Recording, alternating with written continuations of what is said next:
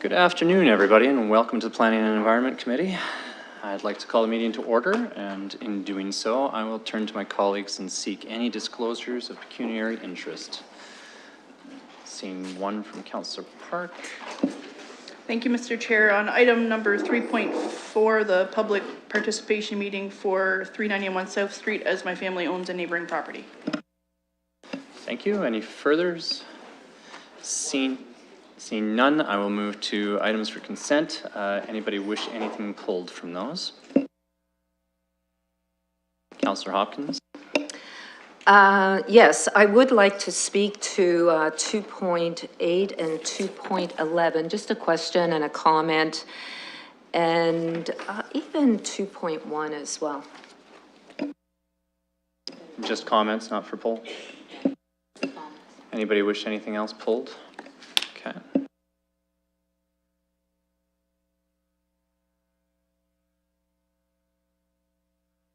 I am going to pull, sorry, Councillor Cassidy.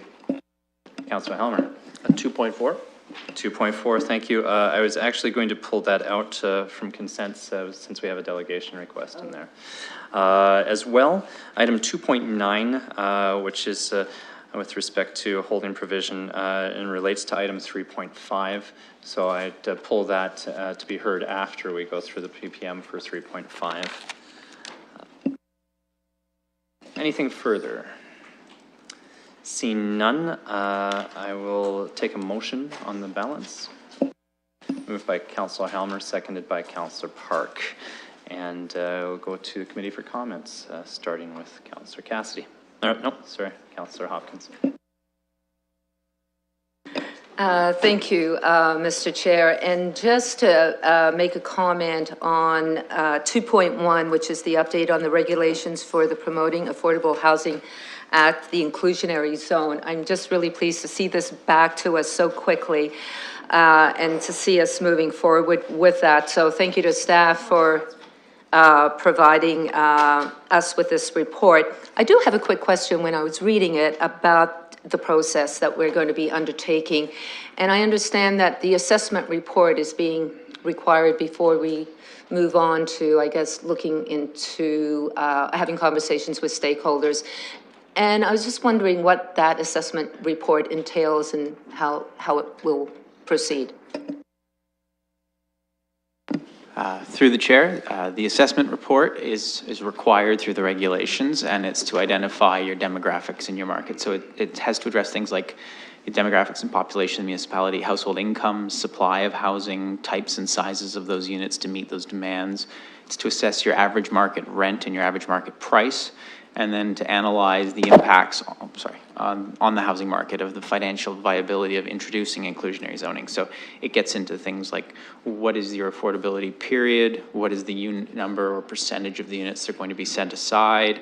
And then things like its impact on the value of land, construction costs, market price, and that kind of thing. So it has to be updated every 5 years, and it has to be peer reviewed as well. But the intention was the first round of discussions with stakeholders would be the development community and to set the approach. Oops, I did it again. And then after the draft assessment report is brought back, then the wider stakeholder group and the general public we would go into for the official plan amendment with the enabling policies to get to an IZ bylaw, should we go that route. I'd just like to supplement that answer, Mr. Chair, by saying that there's no predetermined conclusion that there is a need for an inclusionary zoning bylaw. So this first step starts to get us towards that question of, is there a need for an inclusionary zoning bylaw? And then those things as well that, as Mr. Macbeth pointed out. Appreciate that clarification. And then as we move on, timelines, are we looking at doing that in the in 2018, or is this just sort of as we proceed and develop and have these conversations? It's still up in the air. Through the chair, my understanding is that we would be looking to come back with the draft in 2019. There will be budget implications of having a peer review done in part. Any further comments on 2.1? Okay. If I might, just a quick question, Mr. Macbeth. With respect to availability, is that also looking at vacancy rates in rental housing stock? Through the chair, yes, it would. Thank you. Further comments on other items? I think Councillor Hopkins, you had a list. Thank you, Mr. Chair. I have a lot of stuff happening on this agenda in Ward 9, so I thank you for allowing me just to ask further questions on these consent items. So this is the, I guess, 2.8. Just trying to find it here. Okay.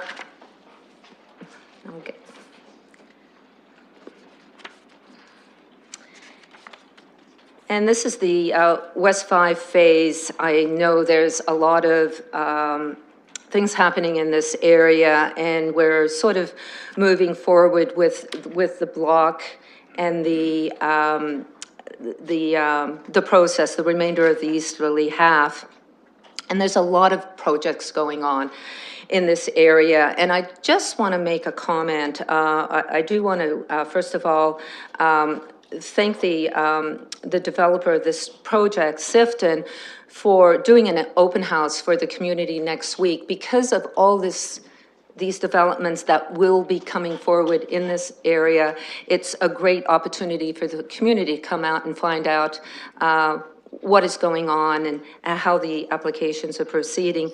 I do have a question in this particular situation about the roadworks that are planned for Oxford Street. So we're looking at Keynes over to Riverbend. Of course, when we have all this development happening, we have a lot of congestion, concerns, traffic patterns start to change. And I just would like to find out if there are road work or what are the road work projects that are planned for this area. Through the chair, so the actual reconstruction of Oxford Street is quite a ways out in terms of our current development charges master plan. So in terms of a comprehensive approach, that's going to be considered at a future date. In terms of any isolated requirements that are going to be occurring, they'll be through a permit of approved works process that'll make sure that we're monitoring and mitigating any impacts on the neighboring subdivisions. I'm glad to hear that, because there is a concern about even moving across Oxford Street as we develop on the south end and on the north end, and just being able to traverse that road across it, it's becoming very, very difficult. So really glad to just want to remind everyone about the concerns that are happening there. Further comments from committee members? Councillor Helmer. On item 215, this is the building division report. It looks like we're tracking for another year over $1 billion in construction value if things hold up, which is really quite remarkable. I think that'd take us to over $4 billion in the last 4 years, which is unprecedented. I know we had one really big year there in 2016, but that's a lot. I guess to the chair, to our staff, I wonder how the building division is doing keeping up with all the demands. It's really busy again and continuing, so I don't know what to have to say about that.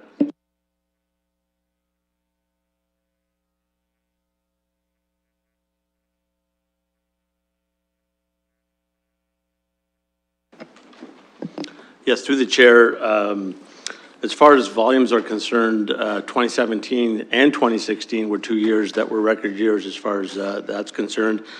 We are keeping up. There are the odd permit that might be a day or two late, but certainly it hasn't been an issue for industry as far as they haven't advised us of a concern at this point in time.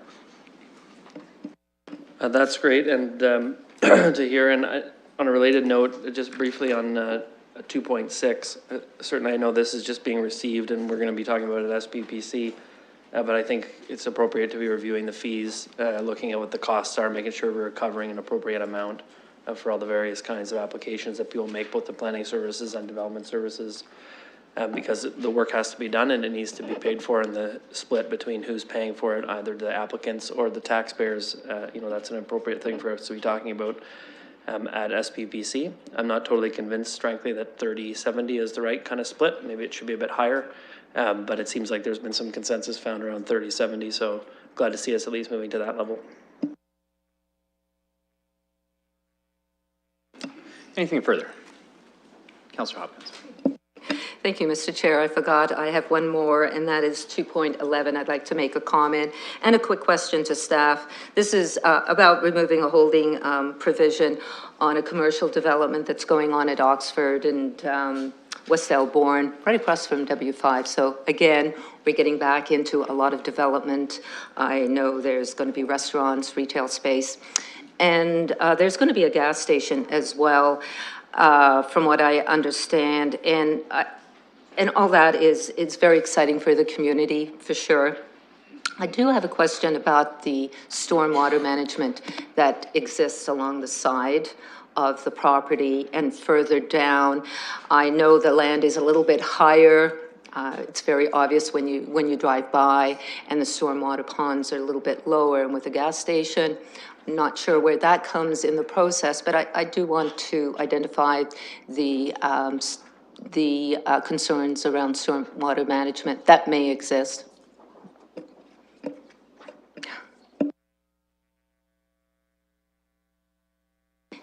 Yeah, it was just really a comment, and I'm not expecting all the answers, but as we go through this process and this development, it's really important to with all this development that's happening and the changes that are going to be happening, that the stormwater ponds there are sort of, I guess, mitigated and given the difference in land.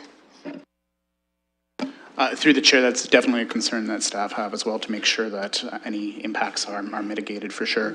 You'll note that that site is right adjacent to the Tributary Sea Stormwater Complex, which was a very involved stormwater management project. Lots of concerns at the time about the cold water fishery that have been worked around for development to proceed. It's a commercial site, so it'll be on site private permanent systems that we've been working with the applicant on. So happy to make sure that's taken care of. Good to know. Councillor Helmer. Thank you. Just on two other items that are in the consent, I know 2.3 is to receive and then circulate the rethink zoning in terms of reference. This is obviously an enormous undertaking that we're getting underway now. I want to make sure that members of the public are paying close attention to that. I know that it's going to take some time before we have it come back to us, but it's a pretty significant undertaking. It's really the implementation of the London Plan at the very local level, and I think residents will need to pay attention to that and get engaged in that process as it starts rolling out. I know the London Plan engagement process itself was award-winning and was amazing. It engaged thousands of people. The zoning part is also really important, and people are getting to engage in that one as well. On 2.13, this is the removal of holding provision, which is not controversial. Certainly haven't heard that from anybody that have any concerns with it. It's nice to see that there's a record of site condition for that property. It's also really good to see that this property, which obviously was burnt down in a fire 9 years ago, is finally moving towards redevelopment. It's a key parcel along the Dundas corridor in Old East Village. The zoning already is in place for a kind of mixed use, a commercial along the ground floor and then residential on top kind of building. And it seems to be what the eventual applicant is looking to do. But the lifting of the holding provision is a step along the way, and I'm glad to see that happening. Any further comments? If I may quickly from the chair, just a few items and questions. With respect to 2.2, the local planning and appeals tribunal process, recognizing that the time periods have been elongated to process an application, and finding us in a position where we've had a lot of, well, I guess several applications that have lapsed in terms of period of time because the consultation and the process is ongoing. I guess my challenge is that ultimately that if an appeal were to happen nonetheless, despite ongoing consultation, that even with the way this process is laid out, that appeal doesn't have a decision of council. It might have an opinion of council or certainly of the community, but it wouldn't have a decision. Is there a way to contemplate that, that in such a way that it could be framed for a decision based on the application as it is at the time it's presented in that interim presentation, that we could phrase it in such a way that says at this time we either agree with or don't agree with and send this back for further work, or and the other part would be if it's the applicant that's seeking that extra time because they're not quite ready to move forward with the plan as it is at that point in time, that they might be able to waive off or sign off their right to appeal at that point.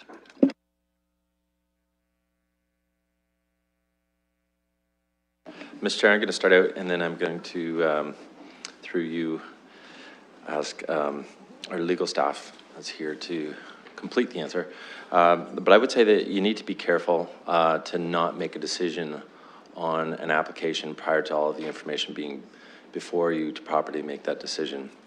Now, what we've inserted through the proposed process is an early opportunity for the public to provide their feedback into the process, and you'll be hearing that. So it is a public participation meeting before you, early in the process, as opposed to the end of the process. And I think that's very helpful for the purposes of what you've pointed out. It does give you an opportunity to give staff direction to ensure that we consider certain things, and that can help to frame up a response to an appeal later on in the process. And I say that from a planning perspective, not a legal perspective, but it would at least be identifying some of the issues that you've heard, some things that you would like considered and addressed. But I think it's going to be important that you leave to your planning staff the opportunity for us to evaluate the public input, the official plan policy, the provincial policy statement, as well as good planning principles, and bring a recommendation to you with everything consolidated. So it's not just the public perspective and input that you're hearing, but the bigger, more complete picture with that important public participation input in there as well before you make a final decision. And with that, through you, if I could defer to our legal staff. Ms. Anderson. Thank you. Through you, all I would add to the comments from Mr. Fleming is that because you will have had the opportunity to weigh in and the requisite public meetings and notice will have been given, you would have the ability to make a decision. So you'd be set up, if you felt like you were in a position to, you could. And I think that's the goal, is to begin all of the engagement earlier in the process, so that if it does get to the end of the timeline and council is satisfied that they could make a decision, they'd legally be positioned to do so. Thank you. And the second part of the question was with respect to an applicant that wished to continue to pursue beyond the statutory time limits. I'd imagine, since it's in legislation, there would be no way for them to waive their right to appeal at that point. That they, as soon as the time period elapses, it automatically becomes a right of theirs, regardless of whether it's at their behest or ours. That's correct, and I understand we currently have a process where we will make an agreement to work with applicants beyond the timeline, and that often backfires because it will always be up to them.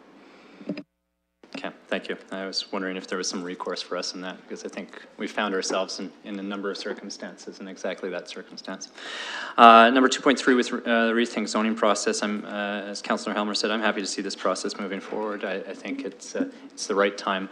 My question when I thought reading through this is I was wondering, does this, I'd imagine this takes the same kind of appeals process that the London plan would as well. So we'll work through this process. It'll take about 3 years to come to a new zoning bylaw, and then that will be subject to appeal, and we'll have to work through the appeals through that period of time as well.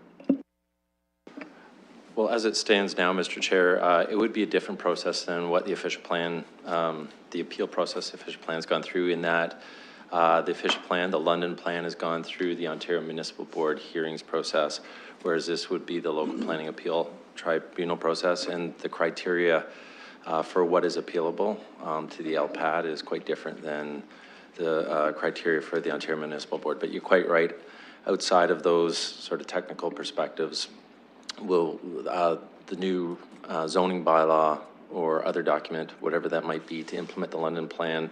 Once that does come into effect, there will be appeal rights and opportunities for the public. But for any landowner or member of the public that is involved in that process, they need to stay engaged and preserve their appeal rights through their engagement and their correspondence with council. And it talks to this in the report, but we have a disconnect between the zoning bylaw and the official plan once everything's in force and effect, where we work through the existing zoning bylaw until we have a replacement zoning bylaw that has more regard for the way that the official plan is written. How do you see that as having considerable impact on the way planning decisions are made over the 5 years or roughly that it takes to develop the new zoning bylaw, exhaust the appeals, and have it in force and effect, while at the same time having the London plan in place and working through that process?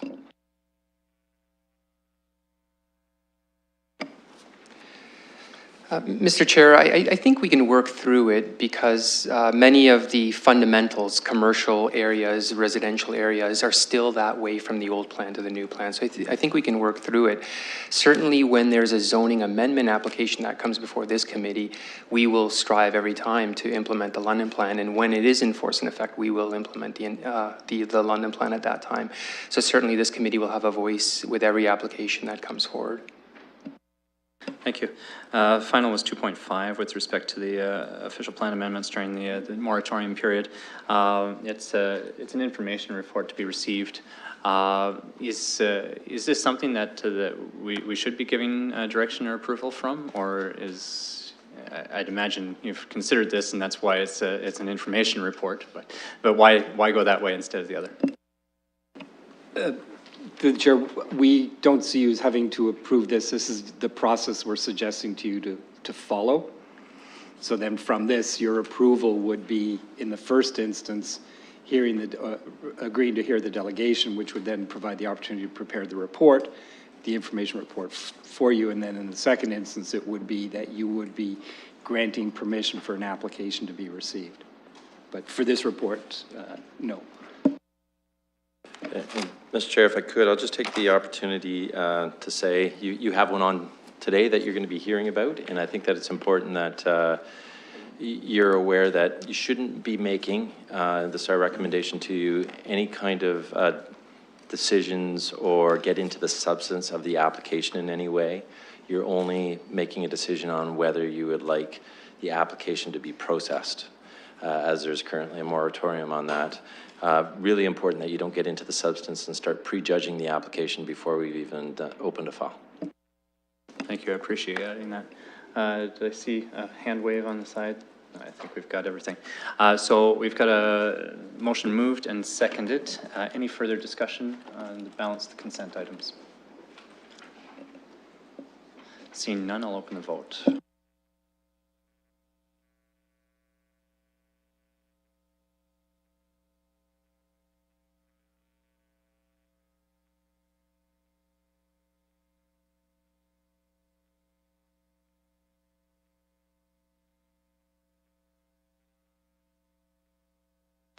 Closing the vote, the motion carries 5-0.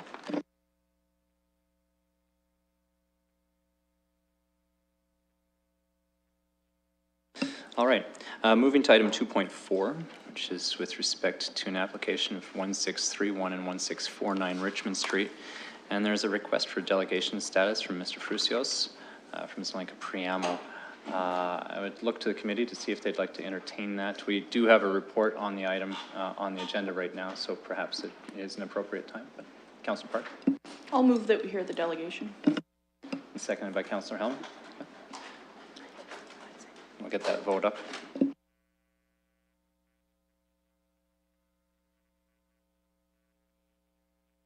And Mr. Frucios, before you present, I think there's a staff report as well. So I'll have them present and then we'll get you up right afterwards. I'm just going to get this vote up. While that's being registered, just to make a point, as Mr. Fleming had said just prior to this, this is one of those items which is being considered during the moratorium period on the OPA, and if we could keep the comments to associated with whether we want to consider and allow that procedural process to play out or not, rather than looking at the merits or other comments with respect to the application itself. And Mr. Fruzios as well, if I could make that comment to you.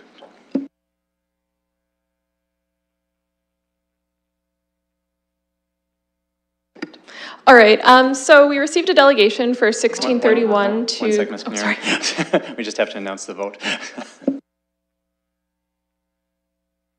Councilor Howard. Closing the vote, the motion carries 5-0. Thank you, Ms. Canary. Welcome.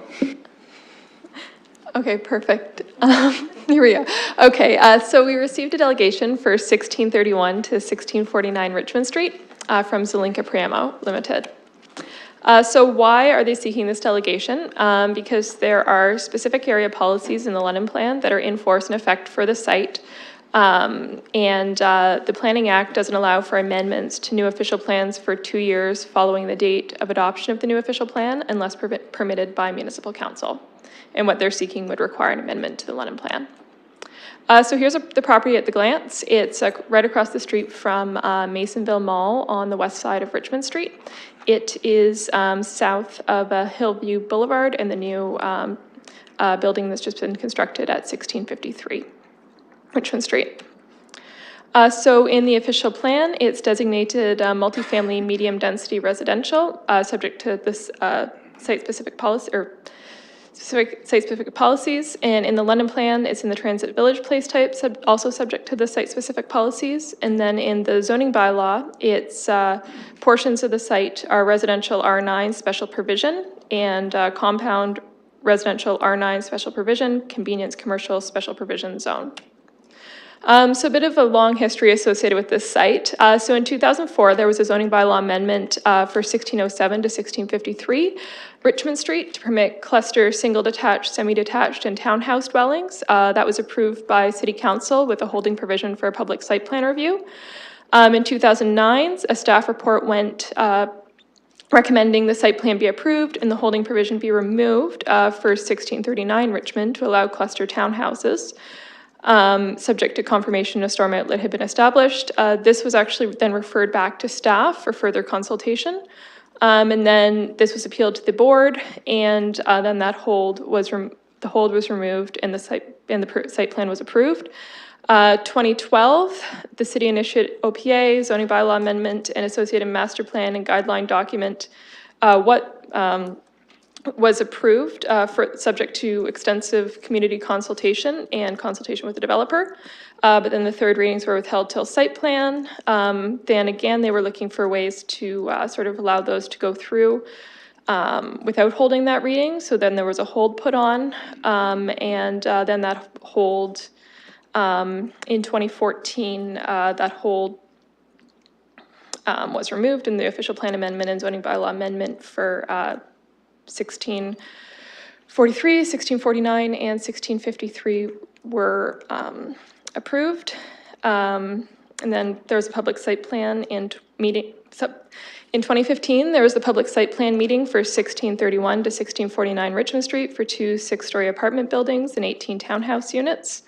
And then that hold was removed. But then the applicant came to us for a pre-consultation meeting in March of this year, seeking to remove the townhouses and add a 7th story. So that's sort of what has triggered this process now. The applicant went out to the community. We had a meeting at the Masonville Branch Public Library for a pre-application community information meeting. And then now the applicant's making their request to council to submit an amendment to the London Plan. So why is this amendment required? So it's because there's policies in the London Plan that are in force that limit the height actually to 6 stories for 1631, 1635, and 1639 Richmond Street. And the proponent has indicated that the application would be to permit 7 stories. Further, also, there's a policy for 1643, 1649, and 1653 Richmond Street that allows for a maximum height of up to 6 stories. And then the proponent has again requested or indicated they'd be submitting an application for a height of 7 stories. So what are the next steps? So should municipal council allow the proponent to submit the application would be processed through the standard official plan and zoning bylaw amendment application process. Thank you. Any questions for Ms. Kinnear? Seeing none at this point, Mr. Frusios, welcome.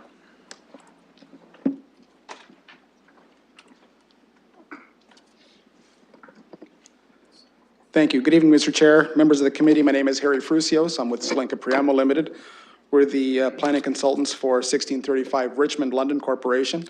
As it relates to this request for council to authorize the submission of an official plan amendment for the subject lands, I'm going to be very brief. Hopefully you've received a copy of our correspondence that was submitted as part of this delegation, so I'd really like to answer any questions that you might have. Just a couple of things that I will point out in addition to our correspondence. On the display board, I've put the approved site plan that was put forward by a different owner at the time, a different developer, and it was for the 6-story apartment building fronting onto Richmond Street. And in the back, you have the 18 townhouse units, and then parking in between, plus there's a portion of underground parking on the site. If we go to the proposed site plan, this is the 7-story version. You'll see the townhouses have been removed and nothing else is planned for that rear portion of the property. So we're increasing the setback between the neighbors along Cherokee and the built form. It's actually increased from 15 meters to 50 meters in terms of the setback between the property line and the closest building. And that will remain, the area that was supposed to be for townhouses will remain as open space and will be enhanced with landscaping. Because of the extensive public involvement in this process from the get-go, we've also, our client has also engaged the community as well, the neighborhood association. As noted, we've had a couple of open house sessions with them. They're generally supportive of what the new proposal is for, the 7 stories. And I don't know if anyone is here from the association. I know Mr. Bill Davis was on holidays, but I do have a copy of an email that was sent from Mr. Davis to our client expressing their support. And I can hand out a copy of that if the committee wishes to see it.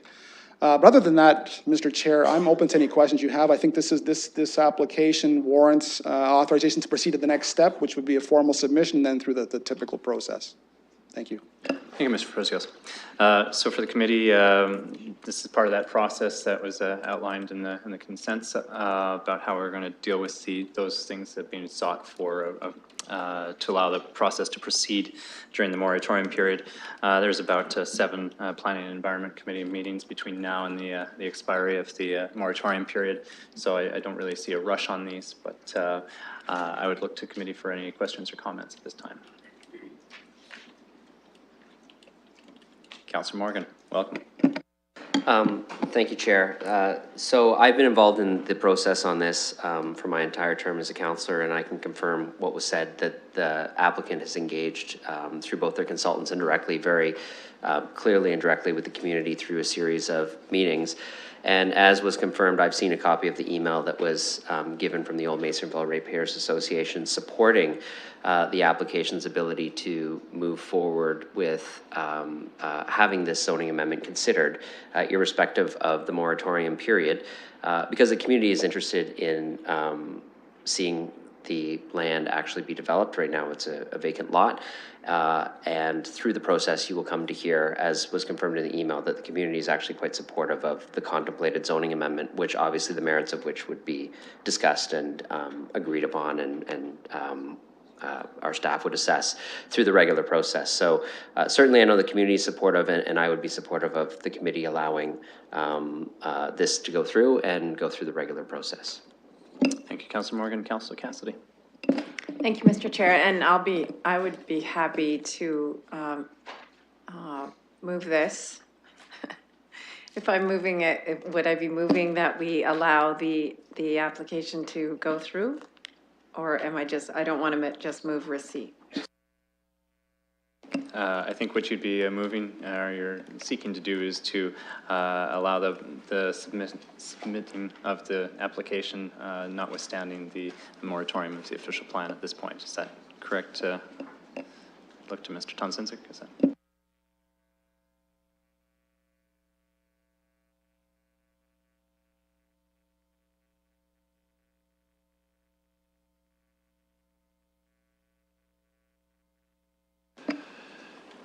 Mr. Chair, I think that you would be giving staff direction to receive the application for processing. Thank you. And Mr. Chair, I have a question for staff. So this is a transit village under the London plan, but it's subject to specific special policies based on the long history of this site. So if there were none of these special policies and it was just transit village, what would be contemplated at this site? Can through you, Ms. Yeah, you have an answer? No, if I may just intervene, Yeah. to speak solely to the processing of the application, not to the merits or the specifics about the application. No, I'm just curious about this, under the London plan, if there were no special policies in place. I'm just curious about what if this is, so I know there's another area further up on Richmond that's under Transit Village and it contemplates 22 stories. I'm just wondering, in this particular area of Transit Village, without a special policy in place, what would the London plan have considered acceptable there?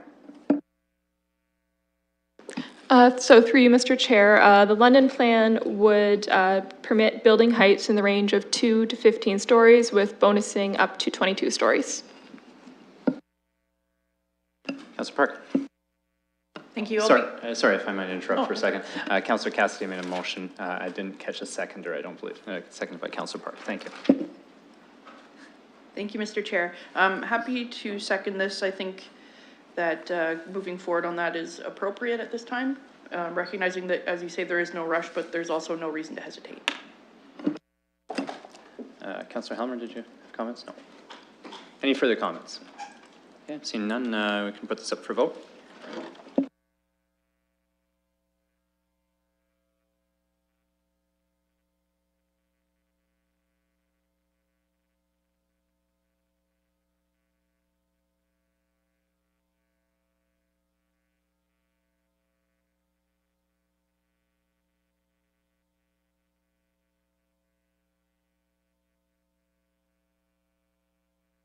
Councillor Cassidy.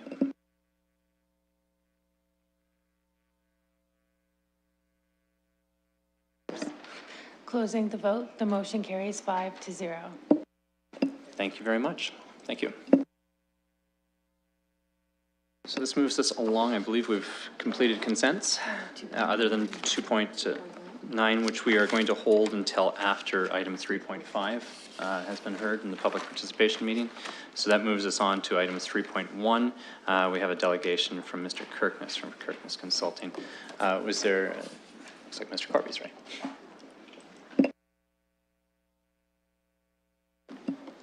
Welcome, Mr. Corby.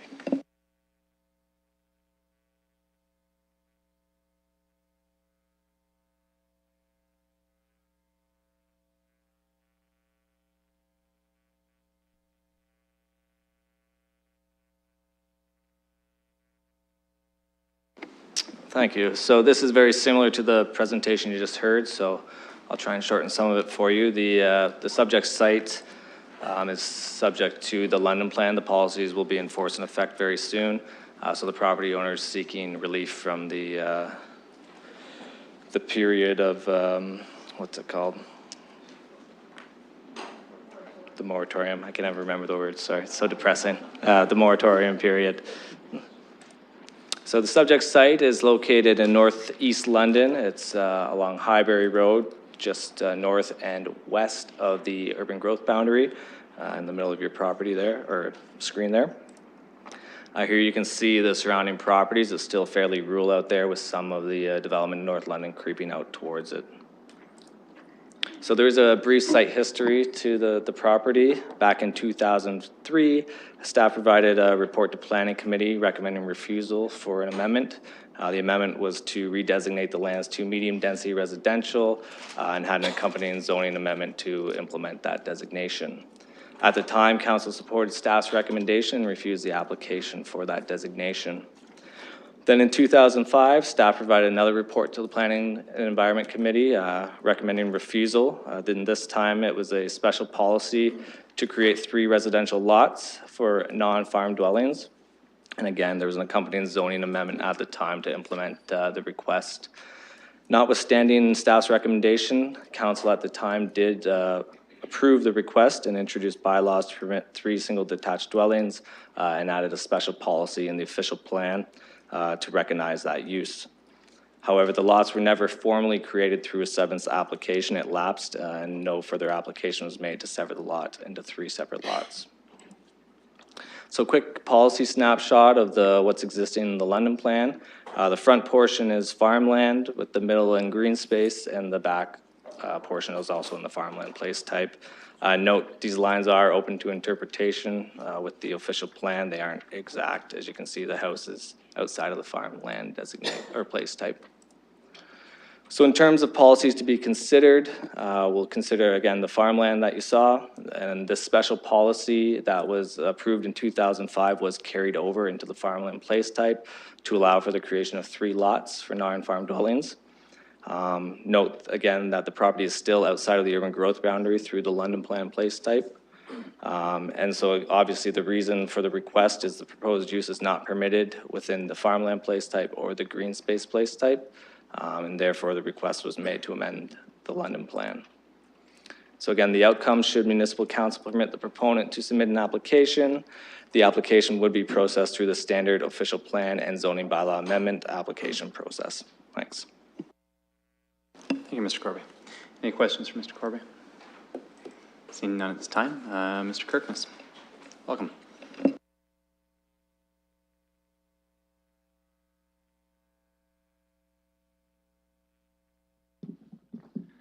Testing. Thank you, Mr. Chairman and committee members. Laverne Kirkness of Kirkness Consulting for Chinmaya Missions, and I have Vinod Varapan as I guess the equivalent to the property committee of a Christian church. Chinmaya Missions is a worldwide organization with 400 missions or churches throughout the world. The largest one close to London is in Niagara Falls. The London version, or the London mission, is about 7 years old, and currently about 70 to 100 families worship at the Jack Chambers School in rented space every Sunday morning. They would like their own place, and they have been looking for a property. This seems to fit the bill. There's an existing house. There's actually 2 existing bungalows joined by addition, and would be enough space for them to have their education place and their place of worship. So this site is, we're coming to you to seek your permission to be able to have staff process the application, accept and process the application, because they would like to have a place of their own to worship. This fits the bill. It's a pretty unique site, I think on 4 accounts. One is that there's a long, varied history, which at the end of the day allows for 3 single detached homes on this property. At least the policy base is in place, and so is the implementing zoning. So, you know, in terms of the London, well, this relates kind of to the fact that we're on the other side of the urban growth boundary. In other words, the urban growth boundary runs up Highbury Avenue just to the west of this property that it fronts onto, and just to the south. So it's kind of right on the corner of the urban growth boundary. And I guess as part of that, if you're not in the urban growth boundary, the London plan and the official plan look towards not really very much development. Well, here you already have, notwithstanding the farmland designation along the frontage, permission for 3 estate residential homes. And I would suggest that there's probably an argument that that offers up more development in terms of intensity than maybe this, what Chinmaya Missions offers. So maybe the Chinmaya Mission application works more in favor of the London plan than what the existing permissions on the property do now. We would be seeking a special provision through a Chapter 10, the old official plan version, the Chapter 10, because of the uniqueness of this situation and of the need and of this particular site. I just wanted to offer that the mission really only needs the frontage of the property in the existing building that would be converted and the yard space around it. There is a tributary creek at the back, or at least running through the middle of the site, feeding Stony Creek. And then there's agricultural land in behind, of which they would use for gardens and that sort of thing, but that's in keeping with, I think, the farmland designation. So it's because of the uniqueness of the client and the proposed use, as well as the uniqueness of this particular property being right on the edge of the urban growth boundary with the existing permissions, that has us come before you to seek relief from that 2-year moratorium. We would appreciate you accepting that and to direct staff to accept the application for processing in the normal way. Thank you. Thank you, Mr. Kirkness. Councillor Park.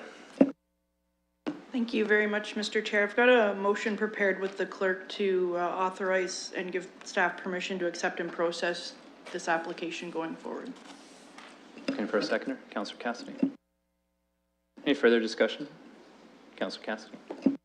I'm just happy to see this move forward. I had the great pleasure to participate in a ceremony with the community, and I visited the site, and I agree with everything Mr. Kirkness said, so I'm happy to second this motion. Anything further? Councillor Hopkins, could you take the chair for a second?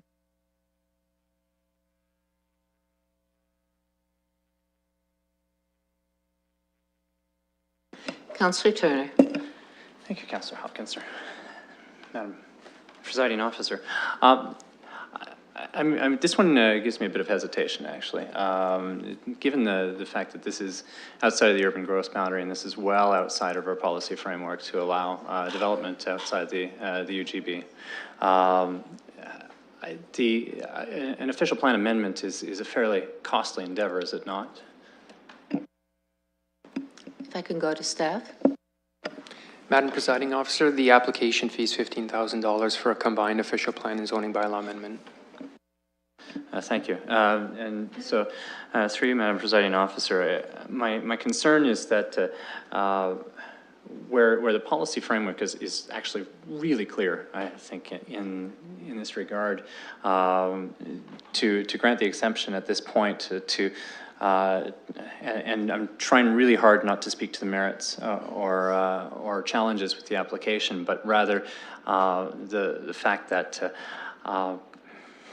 we do have some pretty clear policy framework. I'm really reluctant to support the application at this point to move forward. I think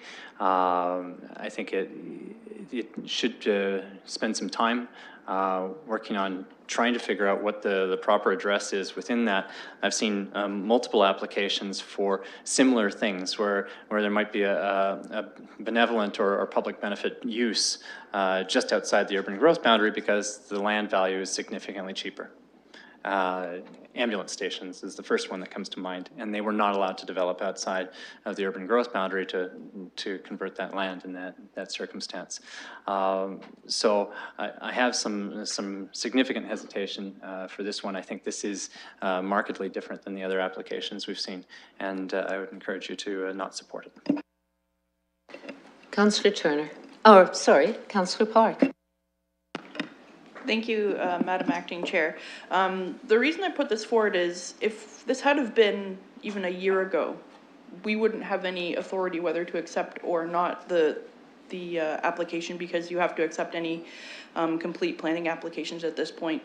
Mr. Kirkness made the point very clearly that the intention for this site is to remain in the existing structure. So that's exactly why I'm supporting of this. I don't see any more intensification of use on the site or any resources of the building and the people there. So I encourage people to support this, to let staff do their work on this application and let it move forward. Councillor Hopkins. Boy, this is really difficult because I've had challenges in my ward with situations that come pretty close to this and have not supported moving forward. So I do have a question, sorry, Mr. Chair, through you to staff. If we just receive the recommendation here, what will the process look like moving forward, and what will the opportunities be for the applicant? So just if I might clarify for that, if we were to receive the report, not make any direction to request staff to process, receive and, or if we were to ask staff to receive the report and process it, which one were you looking for? Just to receive and not process. What would happen with this recommendation if we were just to receive this report? Mr. Chair, that 2-year moratorium expires in January of 2019. And so after that, the applicant would be eligible to submit an application for an official plan and zoning bylaw amendment, which we would then take through the normal course, public participation, and bring back to this committee for a recommendation. I just want to be clear that our recommendation for receipt should not be inferred to mean that we are suggesting that it not be acted upon by council. We are just being agnostic, and there's no recommendation relative to this that we're bringing forward. Thank you for reiterating that, Mr. Fleming. We are taking pains to it. I think I might have crossed the line a little bit on it too, but Councillor Katz. Thank you, Mr. Chair, and I really hope that committee will support Councillor Park's motion. Without going into the merits of the application, I believe that there have been discussions around this property for some time now, and because I believe in good faith, the community continued to have discussions, that portion of the London Plan came into effect, and so now they're stuck in this moratorium period. If we're going to talk about urban growth boundary, this is an application that doesn't really represent any growth.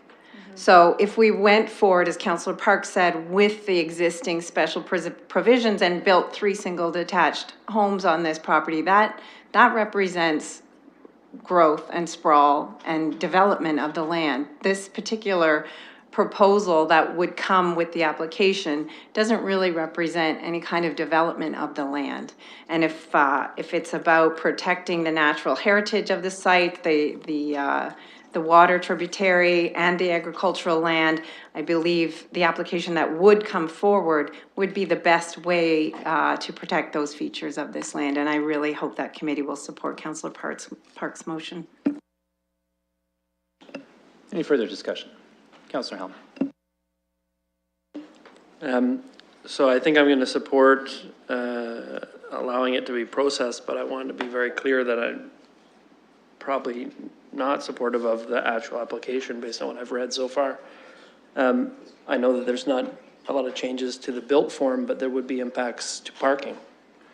And depending on how that's done, that could be not supportable in my view. So, I mean, I'm willing to look at it. I'd like to get the advice of our staff in terms of what they think. I'm not sure that this is the appropriate place for this kind of use because it's outside of their growth boundary, but I will take a look at the application, and I think every applicant knows when they submit an application that it may not be successful, and there's no guarantees on that front. Councillor Hopkins. Thank you, Mr. Chair. And I do appreciate Councillor Park's motion, but I am having difficulty with this one. I think without discussing too much of it, there will be opportunities for this to proceed if the applicant would like in the future. And the sticking point for me is it's outside of the urban growth boundary, and I would prefer to be cautious, not set a precedent here, and just receive this for now, and there will be opportunities to move this forward at a later date. Okay, I think we've seen all the comments. Any further? Seeing none, we have a motion on the floor to direct staff to receive the application and process it. And it's been seconded by Councillor Cassidy. No further discussion. We'll open the vote.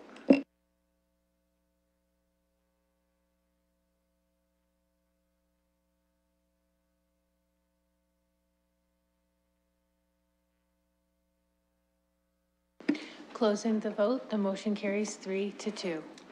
Thank you very much. And that'll move forward.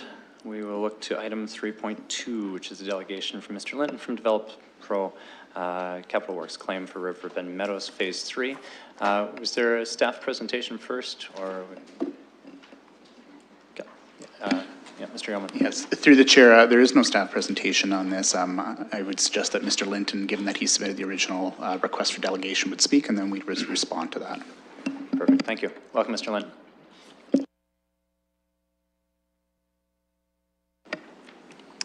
Good afternoon, Chair. Thank you for entertaining my delegation request. It's fairly simple. I will try to be very brief here. Subdivision agreement says that we had to construct an external work, that being a sidewalk, through an existing plan of subdivision. That cost was to be covered under the Urban Works Reserve Fund.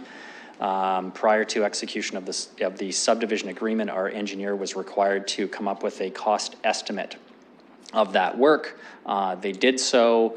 That cost was then put into the subdivision agreement, saying this is the Urban Works Reserve Fund claim.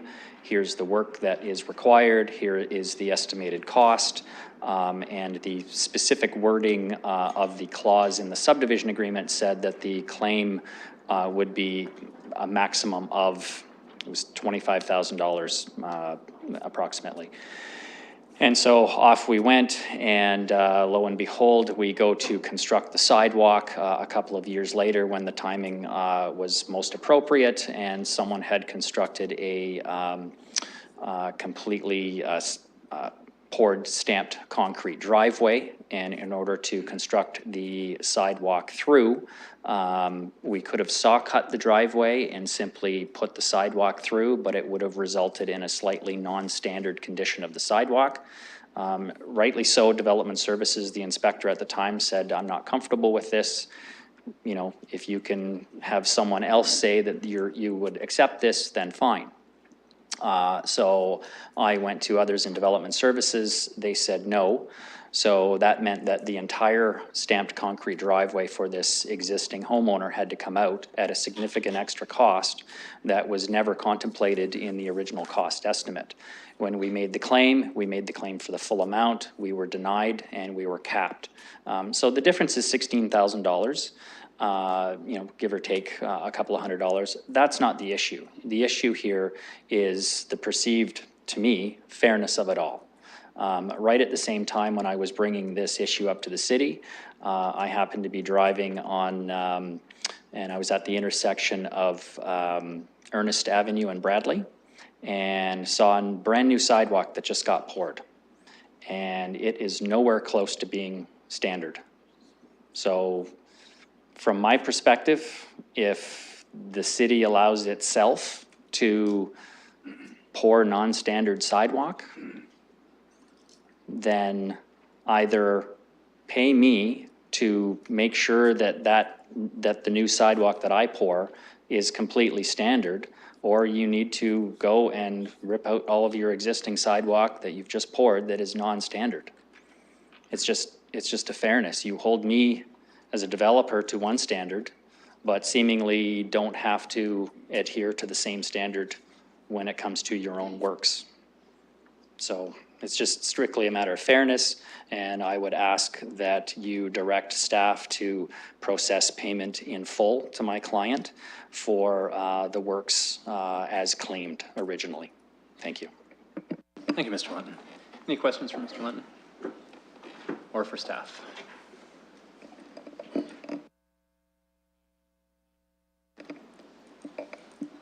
Any motions or discussion?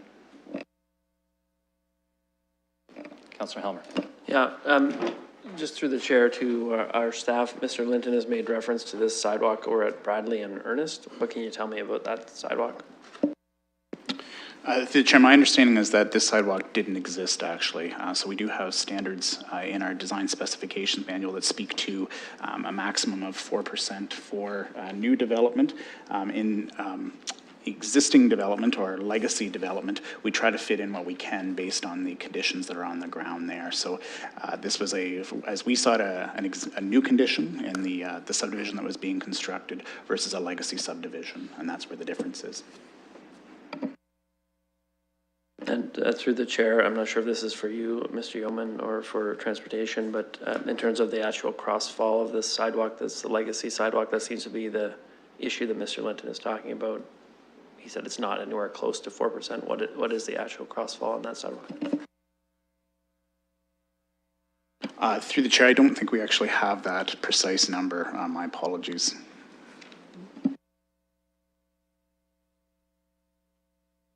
Further questions from the committee? Comments? Motions? Councillor Helmer. Well, it's an interesting issue. I'm not convinced that because there is some other sidewalk that exists that is a different grade and has a different crossfall that that's a reason to pay out the claim. I do think that the order of operations is very frustrating. I can certainly understand where Ms. Linton is coming from. You say, okay, here's the amount.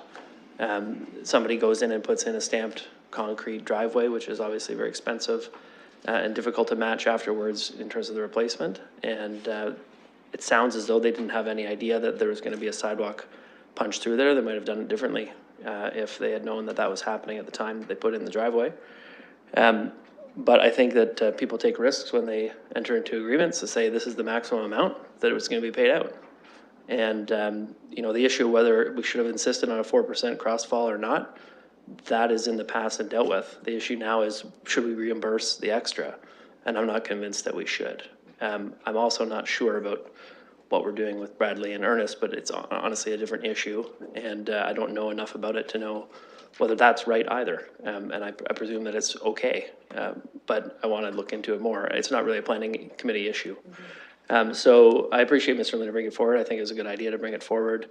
I'm just not convinced that we should pay out the claim. Councillor Hopkins. Yes, Mr. Chair. I appreciate the delegation's request, but I too am not sure if this is where this decision should be made. It's something that I'm just not comfortable with, sitting here on planning and okaying something. I don't know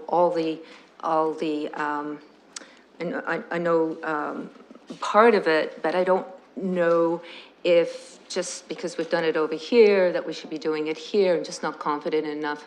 And so, you know, I'm going to just support staff's recommendation. But thank you. Is that a motion? Yes. Councillor Hopkins? Yes. A motion to receive the report? The report. Okay. And looking for a seconder. Councillor Helmer. Any further discussion? Seeing none, I'll open the vote. Motions to receive the report and and take no further action.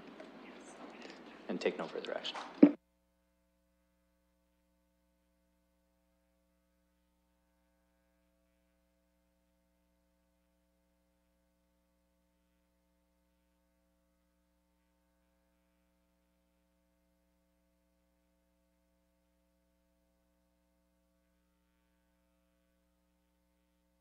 All right, that's coming up.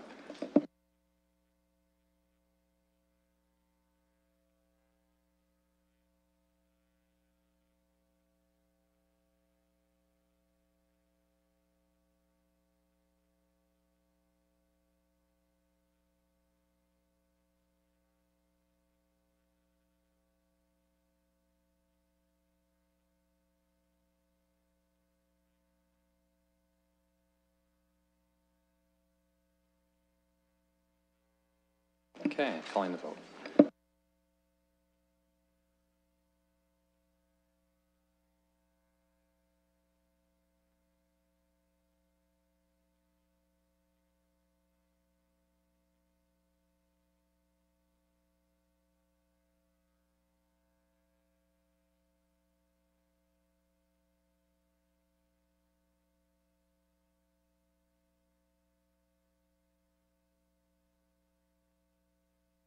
Councillor Park?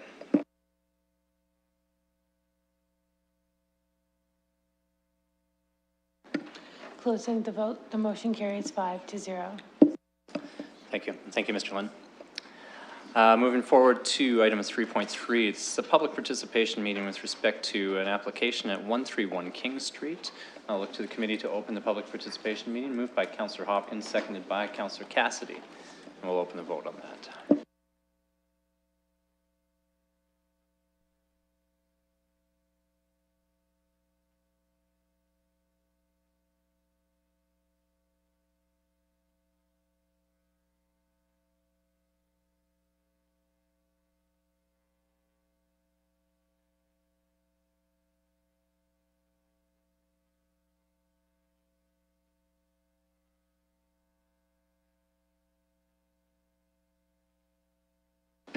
Councillor Park and Councillor Cassidy. Closing the vote, the motion carries 5-0. Thank you very much and welcome, Mr. Corby. The floor is yours. Thank you, Mr. Chair. So the subject site's located at 131 King Street. The purpose of this report was to provide the Planning Committee with an overview of the proposed application and relevant planning policies. This is an LPAT report. We're coming to the end of the 150-day statutory timeframe, so we want to ensure all the public comments are on record and receive direction to hold a future public participation meeting. Just to note, no recommendation was provided through staff's report. So the subject site is located downtown, directly south of the Covent Garden Market. You can also see the Budweiser Gardens in the corner of the picture. Here's it in the surrounding context. You can see it's located roughly right in the middle almost of the downtown core. It sits on a existing parking lot at the time, and it's a through lot from King Street right through to York Street. So a conceptual site plan of the property, you can see there's access to underground parking. That's above ground parking on King Street, and there is access to the below ground parking from the York Street entrance. The proposal is for a 30-story apartment building, approximately 102 meters in height. They're proposing main floor commercial, approximately 608 square meters, a total of 266 residential units, 309 parking spaces, with 3 underground levels of parking, and then 4 levels above the commercial space on the main floor. Some conceptual renderings. This is the street view of the proposal. You can see the commercial area with the large windows on the main floor, potential art feature where the bikes are located. Right now, there's no final confirmation if it'll be bikes or what it'll be, but that can be dealt with through this process. Here's a rendering of the southeast view of the entire building, and again from the southwest.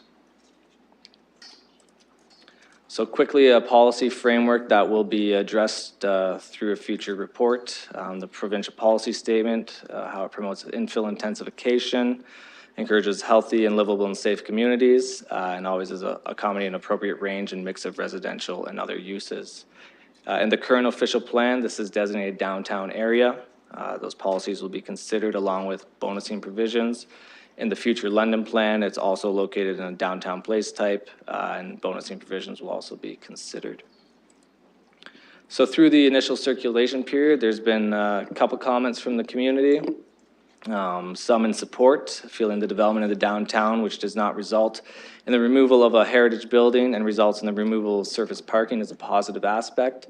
Also, the total parking provided in the building provides an opportunity to have some public parking within the structure in the downtown core. Some concerns from the abutting neighbors.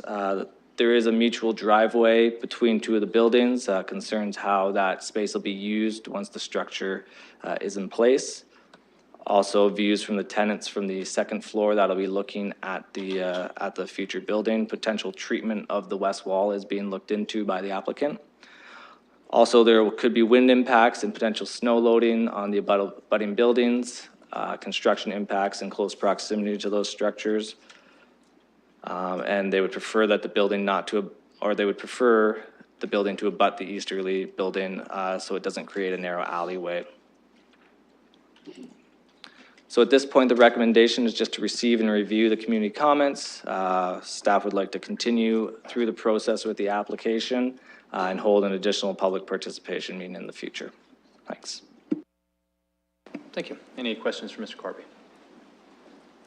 Seeing none at this time, I'd look to the applicant, representative for the applicant. Mr. Kirkness, welcome back. Thank you, Mr. Chairman. Representing York Development, Sally Sufen is here. We appreciate the fact that this is a very significant development for the downtown, and we kind of appreciate that it's happening in two steps. That is, we come before you within the statutory public meeting context and then go home and do our refinements and come back with a perfect proposal. So we're here to listen, and we would be also happy to respond to any questions. Thank you. Thank you, Mr. Kirkness. Public participation meeting, any questions for the applicant? Seeing none at this time, I will go to the audience. We've got 4 lovely microphones, just waiting for attention. If you'd like, just please stand up. Just need your name, address, and who you represent, and any comments. Welcome. Good evening. I'm Bob Usher, and I'm the CEO and General Manager of Covent Garden Market. Number one, we'd like to be here to support the application. Certainly, we feel it's a very positive step for downtown and the vibrance, and certainly we expect all of the deal to be all of your tenants will be shopping at the market. We know that. However, there are a couple of very minor concerns, but they seem serious enough that we felt we needed to bring them forward tonight. I'm sure that when you look at the development and you look at the proximity of where they're intending to have cars exiting onto King Street, it's almost adjacent to the underground parking at Covent Garden Market. So when you put the two together, and especially if BRT goes ahead, we think there's going to be a major traffic problem, and we believe that if there is going to be the parking exiting onto King Street, it needs to move up a little bit further the other way, closer to where the bud is on that side of it, certainly on the westerly side, so that they're not almost identically across from each other. You know, you got to remember when there's a major event, certainly at the bud or in the downtown, we have almost 500 cars leaving the parking almost all at the same time. They're never going to get out of that apartment complex if it's directly across from us. So our suggestion is to take a look at where it exits and even move it up a little bit rather than directly across from certainly us. The other concern is if you look at the way the building is seemingly being developed, in between the adjacent property where Suki has his hair salon, there's a 4-foot alley. Well, we believe that a 4-foot alley is looking for trouble. We believe that it should almost abut onto Suki's building. And there are other concerns that Suki has brought up in his documents that he sent forward. But we see the 2 items that I've just mentioned, we feel are very serious and need to be addressed. Thank you. Thank you, Mr. Usher. Any further comments? I'll ask a second time. Welcome, sir. Good evening, Mr. Chairman, members of the committee. My name is Greg Priamo with Zelenka Priamo Limited. We're acting for Ms. Mendez, who owns the properties directly to the west of this property, 123, 125, 127 King. And we're here tonight. I echo the comments of the farmers market. We like the idea of the project. We think it has a lot of very positive attributes, and it has the makings for a good addition to the downtown. Our clients' interests are very particular, of course, because we're right beside it. And we have 3 2-story buildings that will now be next to a 30-story building. We have residential units that face the laneway between our property and the York development. And we're concerned about the continued functionality of those spaces, the aesthetics and the livability of those spaces going forward. We're concerned about the period of time when the building is under construction and the impacts that may have on the function of our clients' buildings in both commercial and residential respects, and that they'll be managed properly. And we're also concerned about the function of the laneway between the 2 properties. The ownership issue of the laneway is still subject to some review. Although as it stands right now, each property owner alleges ownership of half the laneway. Our client has established access use over the entire laneway historically. And we're looking to resolve that. That being said, during the process to date, we have been in contact with York Developments. They have been very responsive to our concerns. They've met with us on several of occasions, and we're working through these processes and these issues, and we're at this point, we're very hopeful, because the discussion has been very constructive and positive, that we can, as the project continues to evolve and finalize, that we can get into some of the details that will be necessary in order for our client to be satisfied with some of these issues. And so through this forum, we would encourage staff and York to continue to pursue that process, and we'll certainly do our part to try to resolve any issues that may come about. We did provide a letter to staff and council. It's in your agenda. It provides more detail as to the aspects of some of our concerns. I'd encourage you to read it. I know staff has been through it carefully, and hopefully we can resolve those issues and move forward with a positive development. Thank you, Mr. Chairman. Thank you, Mr. Priam. Any further speakers? Call a second time. And one third time. Seeing no further speakers, I'll take a motion to close the public participation meeting. Moved by Councillor Hopkins, seconded by Councillor Cassidy, and we'll call the vote.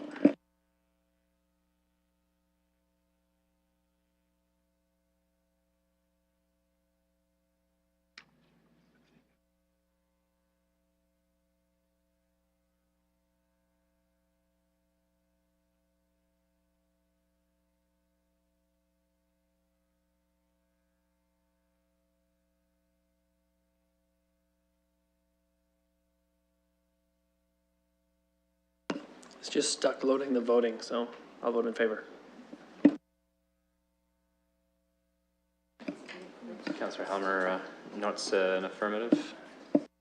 Closing the vote, the motion carries 5-0. Okay, thank you. I'll look to the committee for discussion. Councillor Park. Thank you, Mr. Chair. I'm happy to move receipt of this at this point and for the staff recommendation there with respect to the comments and those sorts of things. Without getting into the merits of things, I think it's really an exciting time to see this amount of confidence being invested on our rapid transit corridors. I think that there's a real recognition of what that does for land values in the downtown. So looking forward to seeing this come back. We've heard a lot of good comments about how to progress this forward in terms of changes to what's been proposed so far. Thank you. And these ones we are allowed to comment on and speak to the merits of it. So, Councillor Hopkins and Cassidy.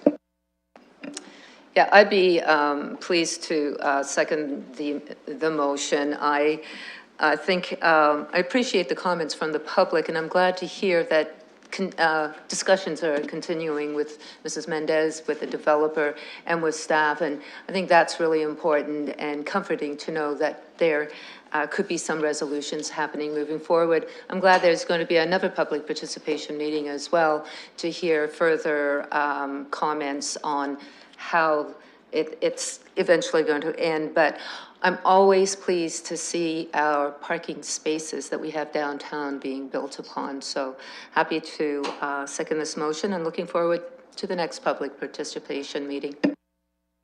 Councillor Cassidy. Thank you, Mr. Chair. I just want to say as well, I'm happy to support this motion. I think if we look back at one of the consent items, which was the building report, that would be sort of the prologue for this, and this would be a really important chapter in the book following that. So I think we're seeing, as Councillor Park said, the kind of confidence in London, in the London economy, when we see this kind of investment from the private sector. It's a really important project for downtown, and especially, as Councillor Hopkins said, the fact that it's being proposed on what is currently a surface parking lot. And that's what we've been talking about for almost 4 years now at this council, that this is the exact kind of thing we want to see happen in downtown. And I'm hoping that other developers who claim that there's no market for this kind of thing are paying attention, because obviously York Developments feels that there is a market for this sort of thing. And I just want to say thanks to staff and thanks to the developer, thanks to the community for coming out and continuing to work all together to make this a really good project. Thanks. Councillor Helmer. Thank you. Before I make some comments, we're in the discussion around the zoning. Has there been any discussion so far with the applicant about the inclusion of some public parking within the facility itself? I know we just passed the downtown parking strategy. This is going to be a key part of that, is to make sure that as parking lots are built on, that we're integrating some public parking into those buildings so that we're maintaining an appropriate supply of parking downtown. Through you, Mr. Chair, the applicant has proposed a certain level of public parking. The number is not set yet, but it's around 30 to 40 spaces is what we're looking at this point for a bonusing item. Thank you. I'm really glad to hear that. You know, I certainly not a huge fan of service parking lots, but you do need to provide parking close to places where people want to go, and this is certainly one of them. I think the development itself, the proposal, is very exciting. You know, this is a building where you could imagine you're right at the sort of union of the two rapid transit lines. You could very easily live in this building and work at Victoria Hospital, or you could work at St. Joseph's Hospital, or you could work at Western University, and you're just minutes away in dedicated lanes, basically, and travel in terms of travel time. It would not even be faster to drive from here than it would be to go on the bus. And I think that's the kind of change that we can see downtown when the proposals come in like this, that are building in the right spots on a surface parking lot right near rapid transit, where you're talking about just a couple hundred meters to walk to a station and you're off on your way. So I'm really excited to see what comes back. I think including some public parking will be important there. I know we've had other discussions about including some affordable housing within bigger developments as well, and I'm not sure to what extent that's happened with this building, but I think it's a really promising development, and the designs, the initial renderings look very good. It sounds like the issues that have been identified by Mr. Usher and Mr. Priamo on behalf of the adjacent landowner, that those could be worked through, and even at the site plan level. And I think that's very promising, and we're not hearing a lot of opposition at this point to the building. Thank you, Councillor Helmer. Councillor Turner. Thank you, Madam Presiding Officer. Through you, my colleagues made all the comments that I thought were very important to make, but I also thought it was important enough to swap over here and reiterate them, because I think they were well stated. This checks a lot of boxes in a lot of the areas that we've been looking for. The reuse of surface parking lots and not taking out a building in order to accommodate that on the rapid transit lines. And I think it's really important to emphasize how transit-oriented development works. If we take a look at the building division report, we've started to see that shift. We've seen a bit of a decrease in the amount of single-family residential and an increase in multifamily high-density residential. And that's how you accomplish the 45% intensification targets. And that's how we start to see us reduce the pressures on property taxation. When we had the assessment growth forecasts recently, and we saw what the revenues associated with assessment growth, we managed to fund all the assessment growth requests and still have some surplus left over to go to other areas. That's growth paying for growth and contributing to existing infrastructure within the city. And that's what rapid transit's about. So this is great to see. I would really like to see that Kernow feature included. That looks actually really good just in the mock-up. So I'd be intrigued to see what I hope that's retained as that moves forward. And I think this is where we want to see density occur, and this is how we want to see it work. So I look forward to seeing the ongoing discussions and what the final product is when it comes forward to us later. Thank you. Thank you, Councillor Turner. Any further comments? I see none, so I'd like to bring forward the motion.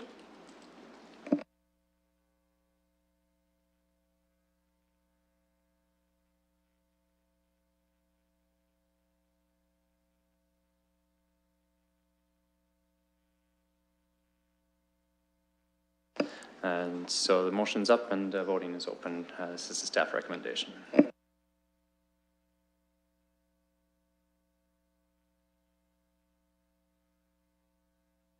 Closing the vote, the motion carries 5-0.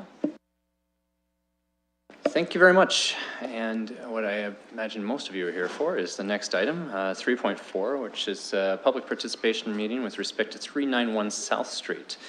Take a motion from the committee to open the public participation meeting, moved by Councillor Cassidy, seconded by Councillor Helmer. I'll open the vote.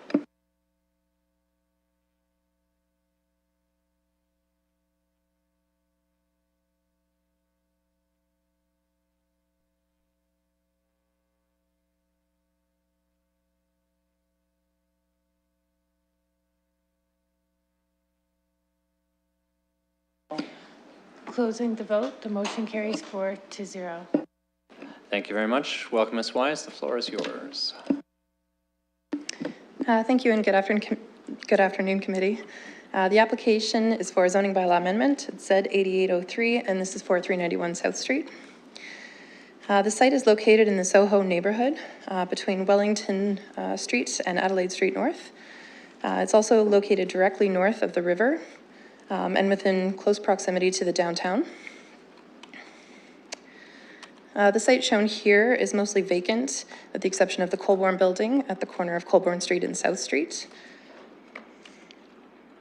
And looking at it from the northeast angle, the Colborne building is located at the corner with the buff brick.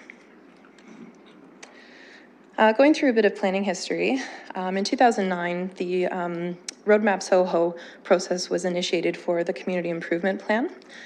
This Community Improvement Plan looked at the entire Soho area. It was comprised of a vision statement, principles, and strategic directions.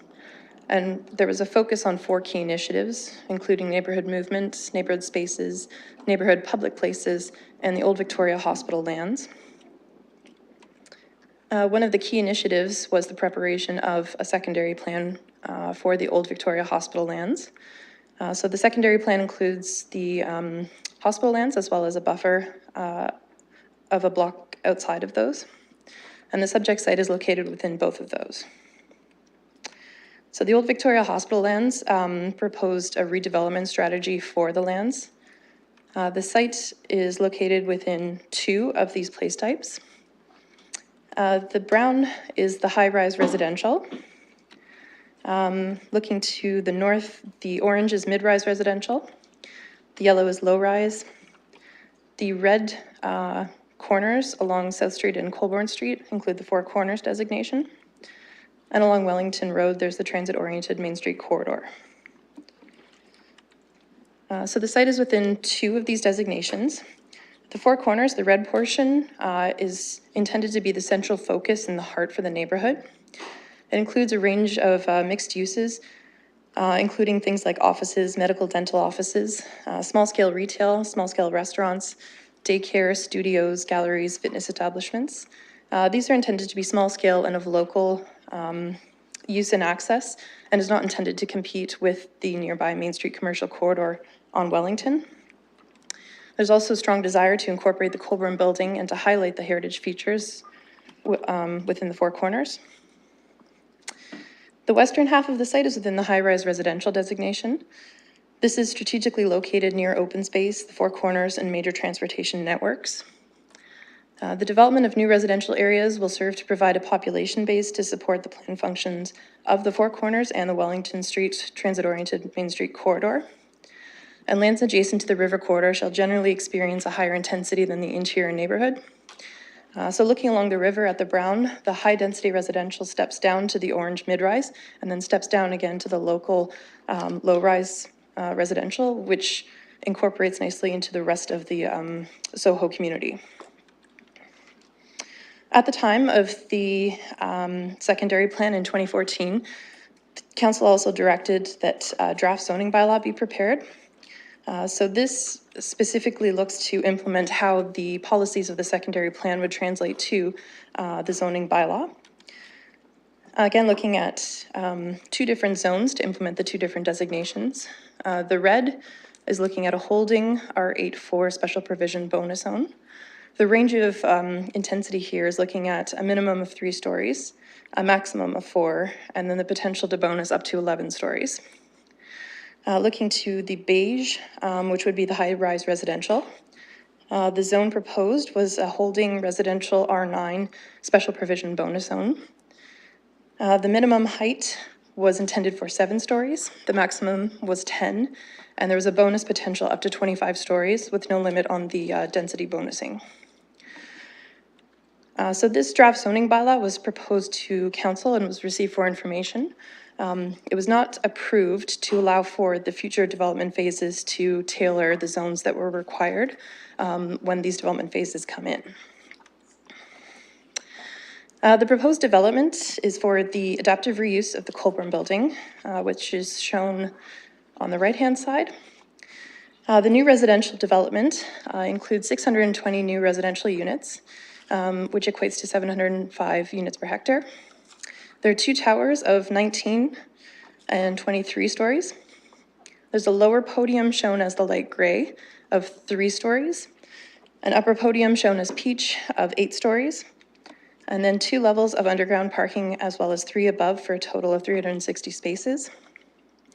There's also a public courtyard that's proposed between the buildings, which will be retained in private ownership but publicly accessible. This is the northeast rendering of the proposal. So the Colburn building is located to the south of the page. You can see the 3-story podium and the difference in material between the lower podium and upper podium. The upper podium is the 8-story, the 19-story tower, and then the 23-story tower, and the courtyard in between. This is the northwest view. So again, the Colburn building. This is the 19-story portion, and this is looking across the street from South Street. This is the southeast view looking from the river. Again, the Colburn building. This is the 23-story portion. And the southwest view, so this is looking again from the river. We can see the 19 and then 23-story portion. The initial proposal for the courtyard had minimal detail, which was improved upon through the process. The courtyard now from the Colburn building to the proposal consists of a variety of different uses and treatments to facilitate interest. Again, this is a different view looking from the Colburn building to the new proposal. So there are some artifacts that were originally associated with the hospital. This is an entrance arch from the nurses' residence. It's proposed to be reinstalled at a future time within the promenade for the enjoyment of the public. There's also paving patterns that are reminiscent of the hospital use, and then also some of the paving that was duplicated from inside the nurses' residence. This is showing some of the different seating and landscaping within the courtyard. Another garden room or separate seating area. This is the retail patio, so this is the south portion of the Colburn building where the children's pavilion used to be. And this is intended for some type of either restaurant or small-scale retail. Looking from the river, there's 2 more specific areas intended for either play space or playgrounds that have yet to be determined. And then just looking at the broader area, there's a number of different projects that are in the process or have recently been planned. Just north of this site here, we have the Civic Square. So this will be a new urban plaza directly across the street. Along the Thames River, there's a new project coming up that will begin its consultation in September. And this will extend the Thames Valley Parkway, which will feature the riverfront promenade and provide for multi-use pathways, some vehicular access along the north edge of the river. And there's also a mid-block connection proposed to facilitate vehicular movement and divide the 2 development portions. Looking to the orientation and the association with the river, this site is in direct proximity to the new or the inaugural Soho Back to the River project. So this includes things like lookouts, paved plazas, picnic spaces, concrete steps, seat walls, and lawn terraces. The improvements to the river will be seen to be an attractive development amenity to the hospital lands and the broader Soho area. And then conversely, the edge of new development for the hospital lands should be designed to take advantage of the river as a primary amenity in this location. Through the community comments that we've received, some of these include the scale of development, concerns that the development is too tall, that the height is greater than anticipated from previous planning discussions. There's concern with the impacts of shadows and decreased quality of life. There's support for the proposed residential uses as they will be considered less intensive than the previous hospital uses. There are concerns with heritage, that the new building does not communicate with the Colborne building. There's also support for the conservation of the Colborne building, as well as a proposal that complements the Colborne building. Looking at the design, there's concerns that the development does not blend in, that it does not mitigate a fortress feel, that it's not in tune with the neighborhood, and that the design should have imagination and creativity. There's support for the modern architecture.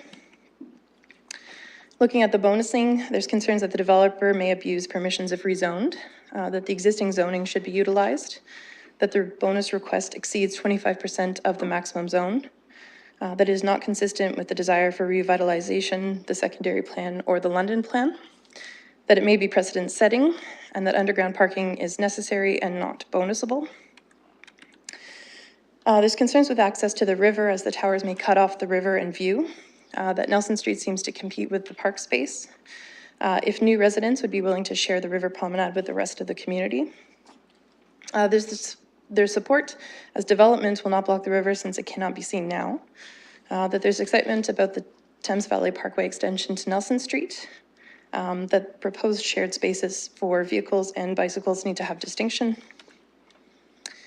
Looking at traffic, parking, and cycling, there's concerns raised with increased traffic, that better bicycle parking is required, and that bike storage should be convenient. There's support for people choosing active transportation over vehicles. There's some environmental impacts raised for impacts on the river. And in terms of revitalization, there's support that the development will improve the whole area. There's interest in living in a unit, that Soho should be welcoming of this investment, that it could generate new tax revenue, that it would efficiently utilize existing infrastructure, that there's a strong walking core between Soho and the downtown, and we would add more housing choice. In terms of the bonusing, this is a bonus request. There are a number of bonusable attributes, facilities, and services that are outlined in the secondary plan. The first is the conservation of designated heritage attributes. The project is proposing to retain the Colborne building and adaptively reuse it. In 2011, the estimated cost of this would have been just over $8 million. The buildings and landscaping of exceptional design, the use of point towers with a very small floor plate, the high proportion of glazing, use of quality materials, fully active ground floor, landscaping in the courtyard, all of these contribute to being positive features of enhanced design. This also went to the urban design peer review panel, and in conclusion, their comments were that the proposed development represents an appropriate solution for the site. There are 2 levels of underground parking, which allows for all active ground floor uses and no surface parking spaces for this development. The use of public art as defined by the secondary plan include publicly accessible, highly visible, and culturally significant. The provision of hospital artifacts are going to be reintroduced in the courtyard, which provides that link for the on-site development. And the last is the public realm elements, such as plazas, promenades, or seating areas. The publicly accessible courtyard will be privately owned, but open for public use. This will provide access to the river, a connection to the Soho Square, community space, as well as providing the vista to the heritage buildings at the north of South Street. The recommendation is for a holding provision, is for a holding special residential zone with a bonus. So the holding provision is to ensure consistency with the secondary plan. The residential R84 will implement the 4 corners at the corner of South Street and Colborne Street. This will provide for mixed use, a variety of small-scale commercial uses, as well as recognize the setbacks of the Colborne building. The residential special provision R93 will permit a moderate high-rise residential use. This would be up to 30 meters or 10 stories as a base zone. The bonus zone would facilitate the site-specific development proposed. This includes all related setbacks, the increased density of 705 units per hectare, the increased height of 19 and 23 stories, and a total of 640 residential units. Thank you. Mr. Fleming. Thank you, Mr. Chair. Just really quickly, I want to wrap up by just saying this is a process, or this is close to the end of the process that has been going on now for probably in around 5 or 6 years. And we see these kinds of projects throughout Canada, in fact, North America, where there are these really great sites that have had historical uses on them, and there's a need to remediate them. There's often heritage bits that are conserved within them. They're often on great locations like this, close to rivers or other bodies of water, riverfront, waterfront type of locations. And so there's been this very deliberate process that is unfolding here and has unfolded over the last number of years, which has started with working with the community on a vision for the redevelopment of these lands. And that process really began with a community improvement plan. Out of that community improvement plan came the secondary plan. And the secondary plan was very deliberate. And what it said was essentially, we have some great assets here, but we also have some real, I guess you could say, some assets that are in the rough that need to be addressed. So for example, we have a river with an opportunity for a promenade and all of these other great things that have been going on to interface with through the Back to the River project. We have a great heritage asset here, and I remember council evaluating which heritage buildings it wanted to retain, but at a huge cost. $8 million has been pointed out in 2011. We have the opportunity for creating some new great civic spaces here, but at what cost? And also weaving in the heritage of the hospital lands, which through that remediation, some good heritage buildings have been lost, but trying to bring that into the way that the site's developed. And finally, we need to create this opportunity for a great new urban neighborhood with outstanding urban design. How do we achieve all of these things? And the secondary plan said very deliberately, we can do that by establishing a standard height, but allowing for bonusing that can be that incentive for a developer to bring these things to the table. And as you can see through our report, we believe Medallion's done that through this application. We think it's an excellent proposal. We think it implements the secondary plan and continues the journey that we've been on as a municipality, working together with the neighborhood for 5 or 6 years now. Thank you, Mr. Fleming. Look to the committee for any questions of a technical nature for staff. Seeing none at this point, is there a representative from the applicant here? Welcome. Would you like to, are you in agreement with the recommendation, and would you like to make any comments? Yeah. Good afternoon, Chair and members of council. My name is Luka Kot, and I'm here on behalf of Medallion Corporation. I'm also here with Rad Vucicevic. First of all, I'd like to commend staff on their excellent work. As you know, this has been a highly collaborative process. So we're just here to continue to hear all comments from the community and to answer any questions of the committee.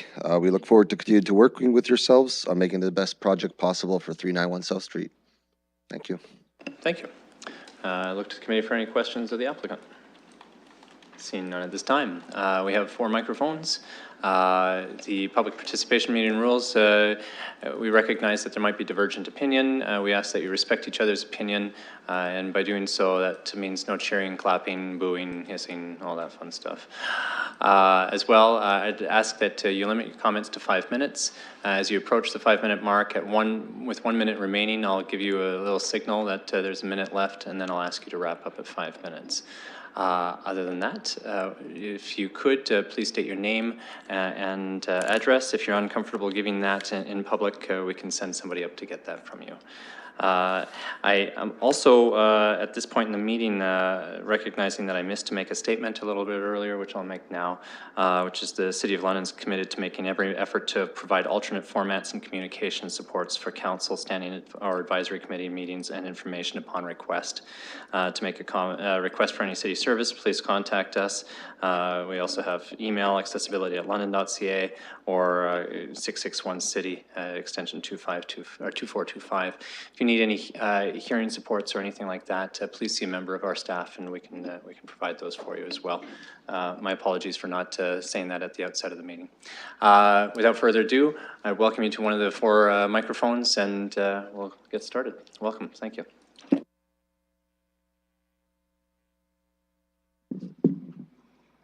Hi, my name is Shelley Carr, and I live at 50 Rideout Street, London, Ontario. Currently, I'm not a member of the Soho community. However, I have some roots within Soho for like the last 3 years. I had to move away because there was a shortage of accessible rental housing in Soho. Many rental units are converted homes or walk-ups, which make rental choices difficult for people with disabilities and for seniors. Furthermore, there is only one high-rise which has an elevator. The other 4 are geared to income and have 5-year waiting lists. Currently, like I said, I live in Old South. Housing is expensive there compared to Soho. A 2-bedroom in Old South runs $1,100 to $1,300 a month, when Soho has 2 bedrooms well under $1,000. Medallion has proven themselves to be cognizant of the needs of an area, as seen in Old East Village.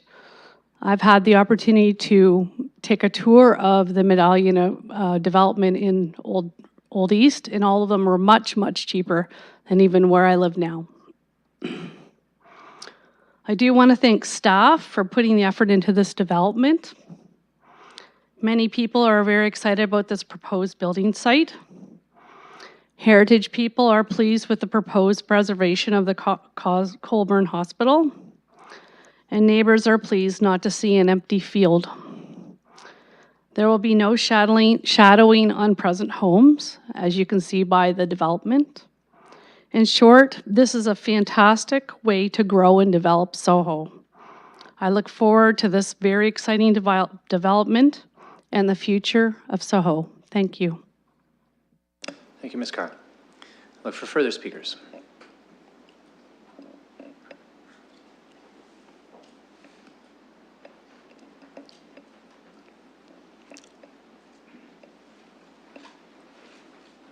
Welcome. Something about this step that... It's a very awkward position, right. I know. Okay, can you hear? Okay. My name is Janae Hodder. That's spelled Genethhodder, 20 Mayfair Drive. So I do not live in Soho, but I care a lot about that neighborhood as I do about other of the older neighborhoods, particularly in London. And I just would like to say that this planned development and restoration of the Colborne building is beyond wonderful. I can't say enough about it. I would just hope that there would be some reference to the Elsie Perrin Williams building, the Art Deco components that have been lost, and that might be incorporated someplace, perhaps in the courtyard or elsewhere. Anyway, I just would think it's a wonderful project, and I do commend the Medallion people for moving into challenging neighborhoods and taking the risk. So thank you. Thank you, Ms. Hodder. Look for further speakers. Calling a second time. 1/3 time. Final call. Seeing no further speakers, I would take a motion to close the public participation meeting. Moved by Councillor Cassidy, seconded by Councillor Hopkins. Get the vote up.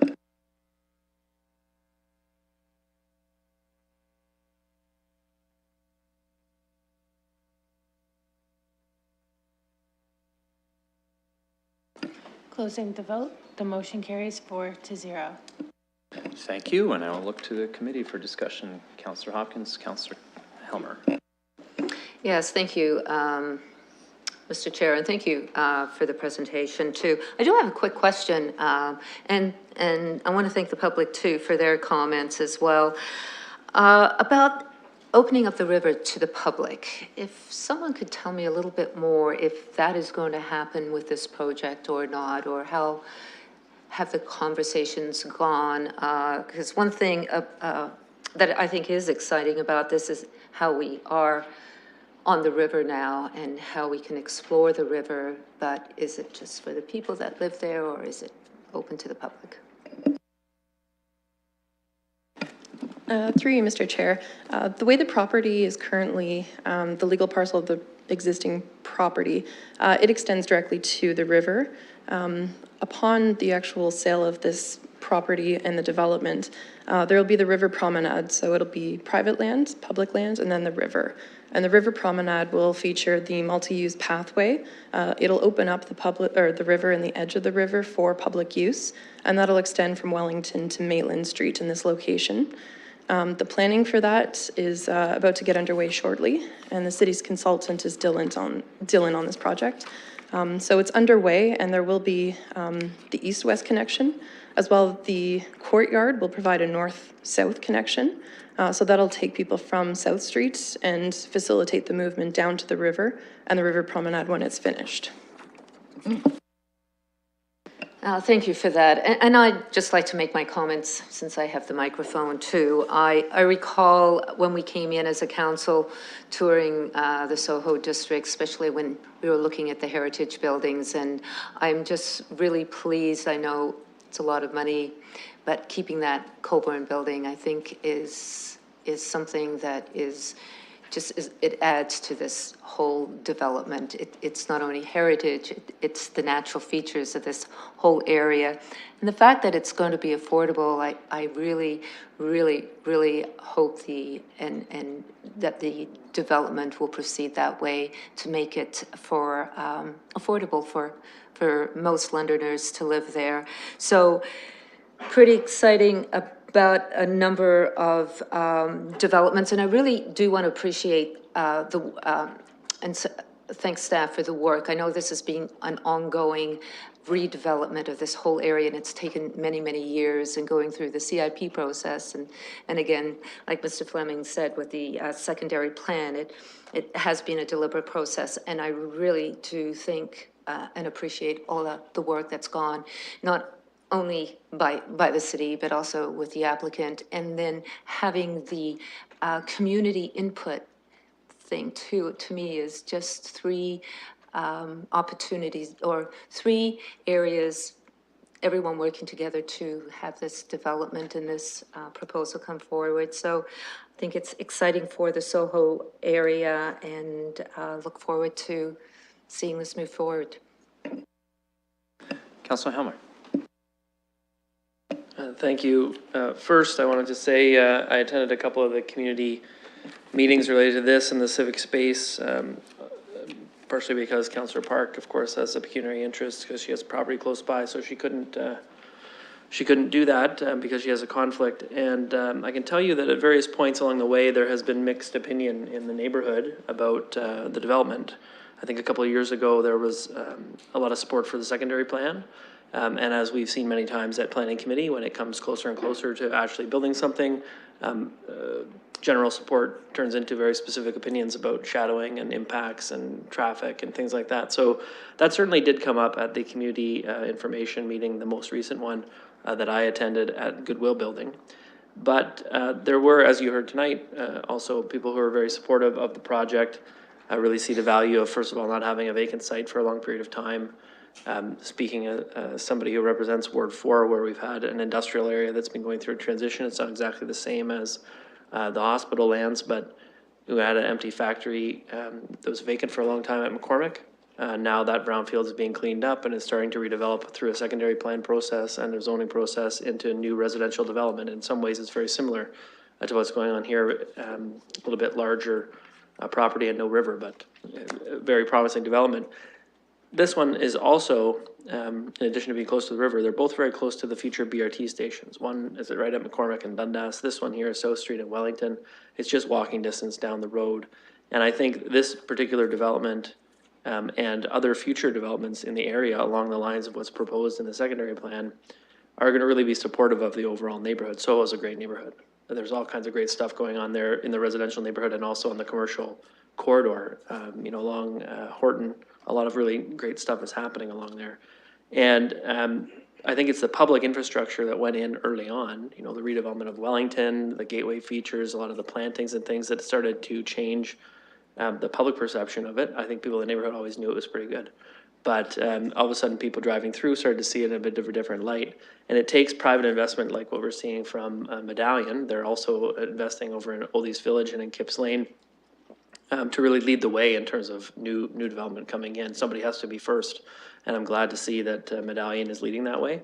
I don't want anyone to think it's going to be universally popular to have it in, but I think you look at the retention of the Colburn building, fully underground parking, no surface parking whatsoever, really sticking within the maximum heights for the bonusing. It could have gone up to 25 stories and the tallest one is 23.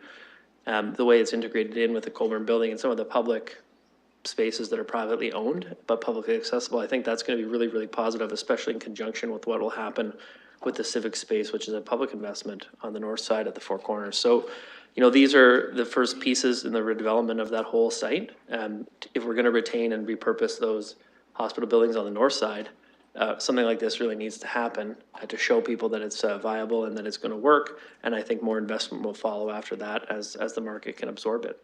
So I think it's a really positive development overall. I certainly have heard from people who have concerns. I think it's easy in the time between the fully functioning hospital and now to forget how busy the roads were when the hospital was there. And certainly the additional residential units will not be generating the same kind of traffic that the hospital did. And I think that's important to keep in mind from a traffic perspective. I'm going to support the rezoning, that's for sure. Councillor Cassidy. Thank you, Mr. Chair. And I too recognize that there are some public concerns with the proposal, but I also am generally supportive of this. It's evidence, not just this one, the previous application we were discussing, but the leveraging of public tax dollars and seeing the private investment that is what staff, you know, have told us over and over again with the various projects that we've supported as a council, this whole idea of leveraging public money to spur private investment. And I suspect when this development is complete that we will see a really incredible rejuvenation in this area, not just this particular block, but the whole Soho area. And I'm really excited to see that happen.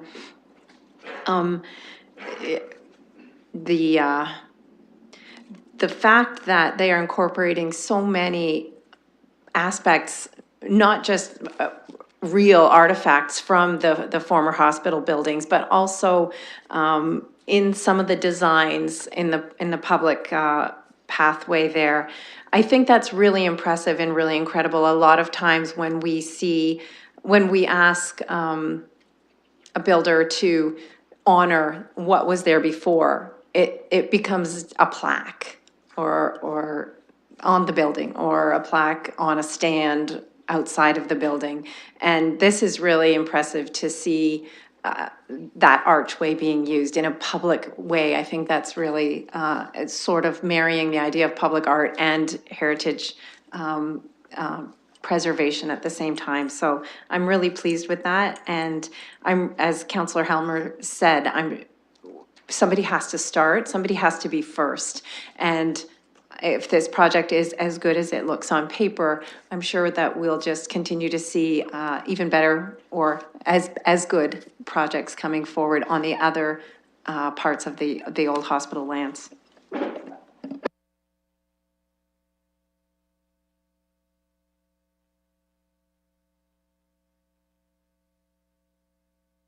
Councillor Turner. Thank you, Madam Presiding Officer. And Thanks to those who gave their comments, both written and in speaking this evening. I had a couple questions first to start off, and I'm trying to, I know this is an application and we're looking at this specific site, but this is part of a larger development, and where we've seen, we've asked for the retention of 3 of the historical buildings on site there. We're looking for a mix of densities. We're looking for a good public realm and public space. We're looking for things that can support the generation in the neighborhood. So a couple of the other pieces in there is to try and figure out how that all fits together. And you can see it in the secondary plan, but then in as each one of these comes forward to be applied for, there's the potential that each one is seen in isolation, and I don't think that's the intent. I really, but in this one, and I can understand the apprehensions with some in the neighborhood about the height. So this is on part of the high density block and the high rise block, and then if you were to go further a little bit to the west, there's a bit more high-rise block there, and so more high-rise can come in there. The potential as that goes forward to create a bit of a screen between the neighborhood and the river itself, as it builds up, becomes a little bit more real. In isolation on its own, this with a 25-story building has that to some effect, but it's not as impactful on its own. So then there's another part in here, there's a phrase, a paragraph that talks about other bonusable features. So 2 additional bonusable features identified in the secondary plan include the provision of affordable housing and the achievement of LEED Gold or higher. While these aspects are encouraged for any development, they're not proposed for the first phase of the hospital lands development and will be pursued through further development phases in the future.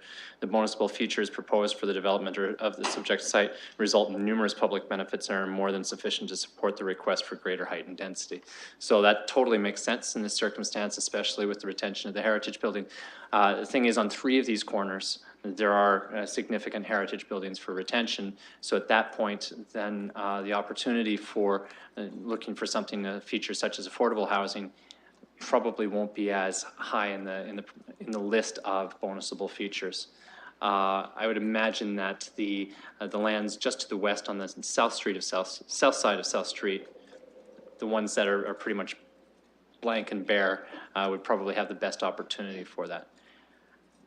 It's a long-winded way of asking, how does this all piece together? And do we get the opportunities to get those affordable housing pieces, to get a bit of a complementary and not a screened brick or screened wall from the river, all of that built in together so that, that it is as comprehensive a plan as is envisioned in the secondary plan. Mr. Fleming. Thank you, Madam Chair. Well, the first thing I'll say is, in response to the councillor's question, I think it's very important that we have a secondary plan, as well as, and this might not be as evident, but there was a development plan as well brought to council. And this was the opportunity to think of these things comprehensively before we get into the individual pieces. And I think that's a tremendous asset, because as you see each of these individual sites develop, if you're sticking to your plan, you're working towards a larger vision. You're looking towards releasing and improving these assets that exist in the community in a deliberate way. So I think that's the big picture, and both the secondary plan as well as the development plan have allowed us to do that. I do agree that different sites in the campus and in this ultimate neighborhood as it unfolds will have different opportunities for different public benefits. And so often the first step is the most difficult step in moving a regeneration project like this forward. And I think that what is being proposed here and the benefits, the public benefits that will be received out of this first step are really quite excellent. And as we move on to the next phase, which also is going to require a zoning amendment application, and as we go into the next procurement, which is on the north side likely of that procurement process on the north side of South Street, I think, again, we'll have opportunities to look at what are the priorities of council in that request for expressions of interest or request for proposals. So that, again, long-winded to some degree, but again, we have an overall plan and we have an opportunity as we go through the next steps of the process to move towards things like affordable housing or other assets or public benefits that we might be seeking. Thank you. I appreciate that. And through you, Madam Presiding Officer, one of the reasons I raise affordable housing specifically in this circumstance is in this development itself, there are no provisions for that. And as I said, understandably, significant public benefit associated with the bonusable features in there. The challenge ultimately ends up being that difference in price point within the neighborhood and the development itself has the potential to be quite stark if there aren't affordable elements within the development itself, and we're waiting for the other ones to come online. So the risk of accelerating gentrification, I think, becomes present with that, and I think it's something we have to be cognizant of as we move forward through this development process. I think all said and told, with all the considerations, I think the building's well considered. I think having the tallest tower set back furthest from the street and furthest from the neighborhoods allows for some separation. I think Councillor Helmer's point is well considered about the intensification of use that existed when the hospital was there. And as a paramedic that went in there, say 12 times a night, and making a lot of noise when I did so. I know what that probably did to the neighborhood as we were going through. I think this has a lot of positive benefits. I think it's the start, but I think we really need to be hyper aware of those impacts as we go forward through the process, and that there's really purposeful discussion about those elements as the rest of the procurement process proceeds through this. There was a question in here that I noticed in Ms. Wise's presentation about concerns that we provide the bonusing features and then there's a bit of bait and switch with that. I'd like to, I guess, just get confirmation, as we've talked about before with bonusing. When we approve bonusing, there's a bit of a lock-in on form. So the opportunity to try and do something different doesn't exist. It's this as a result of achieving that bonusing. Is that correct? Ms. Wise, if you can comment on the bonusing then? Thank you. Through you, Madam Presiding Officer. That's exactly right. The bonus zone does provide a level of certainty in terms of the provision of the end project through what was considered through the development process. In this particular case, there's also holding provision, so there's an added step to ensure that the eventual design approved through site plan is fully consistent with the secondary plan vision and principles. Thank you very much, and those are my comments. In general, I support the recommendation from staff, and I think all considered, the amount of public consultation and dialogue to come up with the secondary plan and the vision for what the area will be was well considered and well appropriate.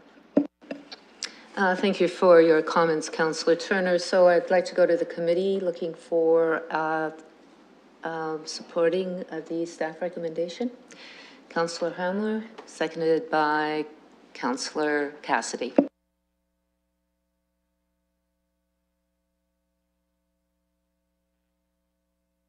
We have the staff recommendation on the floor. It's been moved and seconded. Any further discussion from committee? All right, seeing none, we'll call the vote.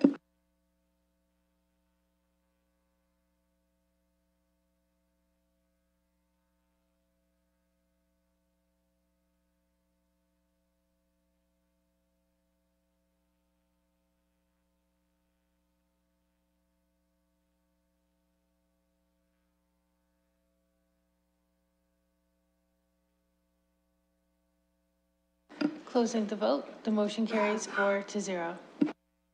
Thank you very much. And that moves us on to a public participation meeting. Item 3.5 with respect to application for 2427 Daisy Bend and 3025 Doyle. I'll take a motion for the committee to open the public participation meeting, moved by Councillor Cassidy, seconded by Councillor Hopkins, thank you. We'll call the vote on that.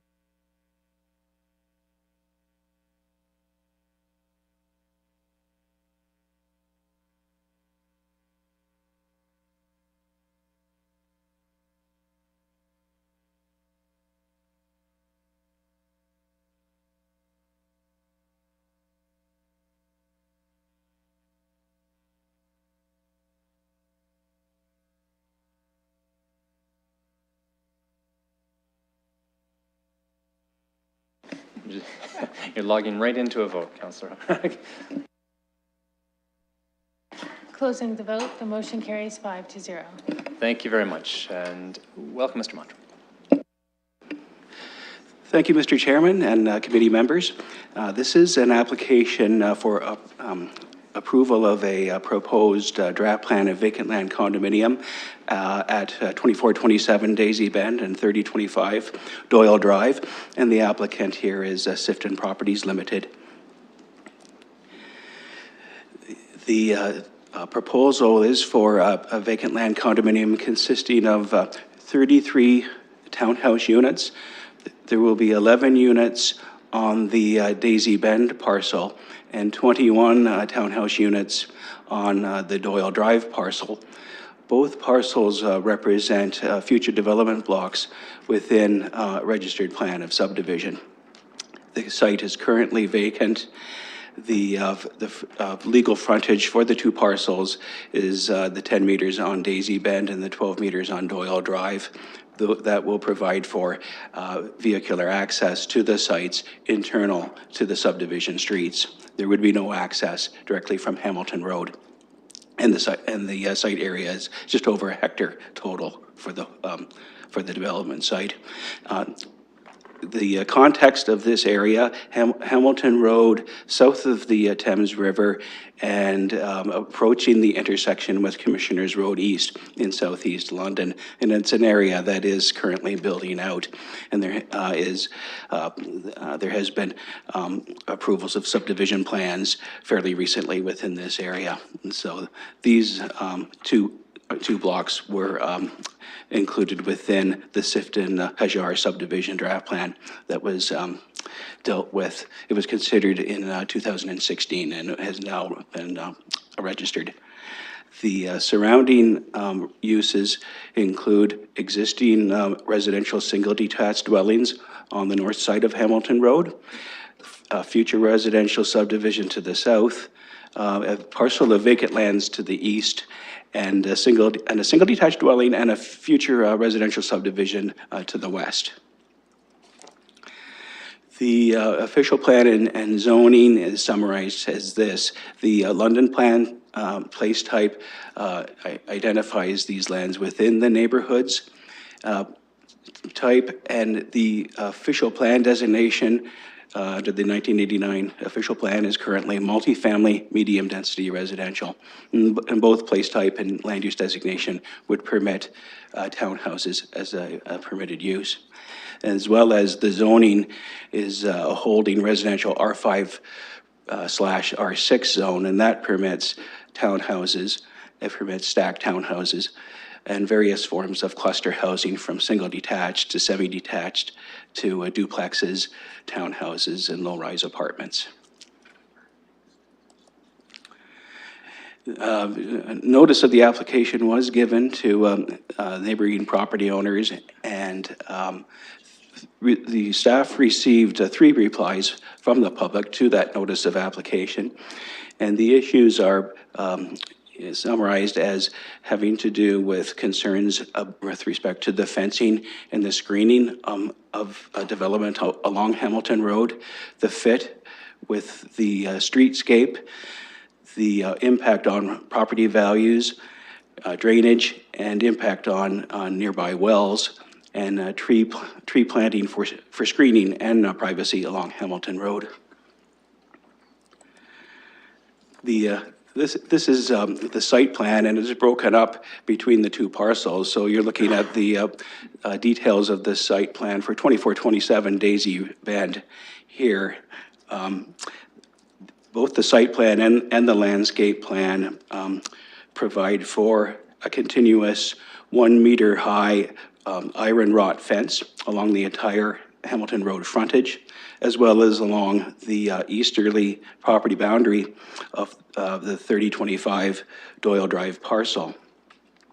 A 1.8 meter high wood on-board fence is proposed along the remaining side and rear property lines. All perimeter fencing will be within the common element, and all fencing will be maintained in the responsibility of the condominium corporation. So the issue with respect to the fencing was that there was concern expressed about the proposed fencing and screening along Hamilton Road frontage, and that there should be a solid structural fence or a decorative wall to shield the view from existing residents along the north side of Hamilton Road. All the units, 1 through 33, are all front-facing and oriented towards Hamilton Road in order that the rear yards and the outdoor living areas are protected from potential noise impacts, and thus that avoids the need for a continuous noise wall. It also implements the policies of the London plan and of the official plan with regards to sensitive residential uses adjacent to an arterial road. The configuration of the development blocks, which are referred to as blocks 115 and 116 in the subdivision plan. They were located and laid out in such a way as to accommodate a row of detached or attached dwellings oriented to Hamilton Road and access internally by our private window street as shown on the site plan. By avoiding rear yards backing onto Hamilton Road, the proposal is consistent with the direction of the directions in the city building policies of the London plan for streetscapes, in particular policy 229, which has to do with rear lotting, which will not be permitted on public right-of-ways, and side lotting will be discouraged on civic boulevards and urban thoroughfares. And Hamilton Road currently is an arterial road, but its designation in the London plan is a civic boulevard. With respect to the concern for property values and the qualities of the townhouse development, the elevation plans that have been included as part of the site plan drawing package are shown here. The building elevations provide an indication of the quality of development. Every unit will have a private entrance with columns on either side of the entranceway. Some units have a covered balcony above, and each unit has its own private garage and individual driveway with additional visitor parking spaces provided on site.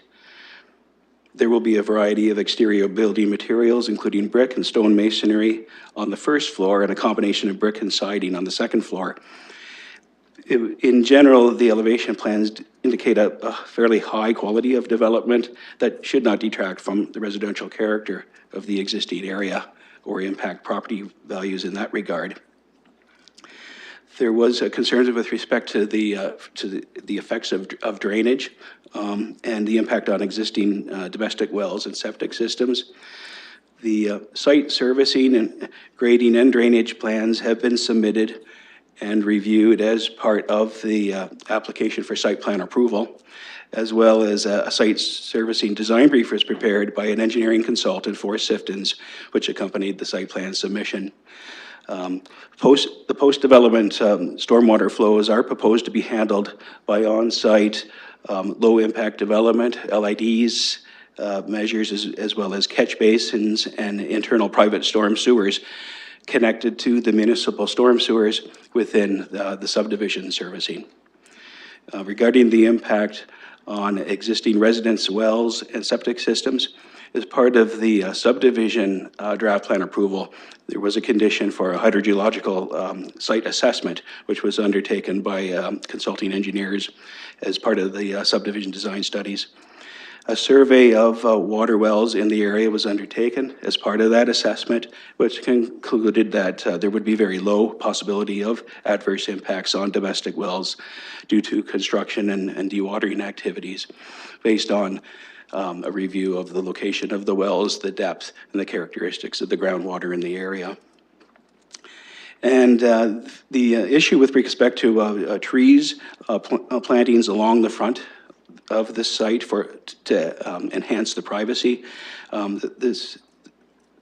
was a concern expressed that there should be a row of trees for screening and privacy. The landscape plan does provide for ornamental tree plantings in front of individual dwelling units.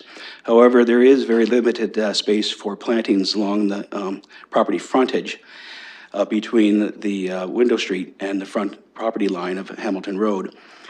Future tree plantings within the boulevard of Hamilton Road is something that could be considered as part of the city's street tree planting program.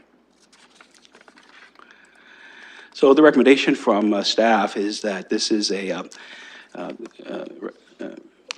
matter that the planning committee would report to the approval authority any issues or concerns raised at the public meeting with respect to the proposed draft plan of vacant land condominium and the proposed site plan approval relating to 2427 Daisy Bend and 3025 Doyle Drive. Thank you, Mr. Mottram. Any questions of technical nature from the committee? Seeing none, I see there's a representative from the applicant here. Would you like to speak? Are you in support of the application and the recommendation? And the floor is yours. I think there's a representative from the applicant. Are you from the applicant or to speak from the community? Oh, okay. Welcome. Come on down. Thanks. So good evening, Chair and committee members and staff. I appreciate you guys bringing this forward this evening. My name is Lindsay Clark with Sifton Properties.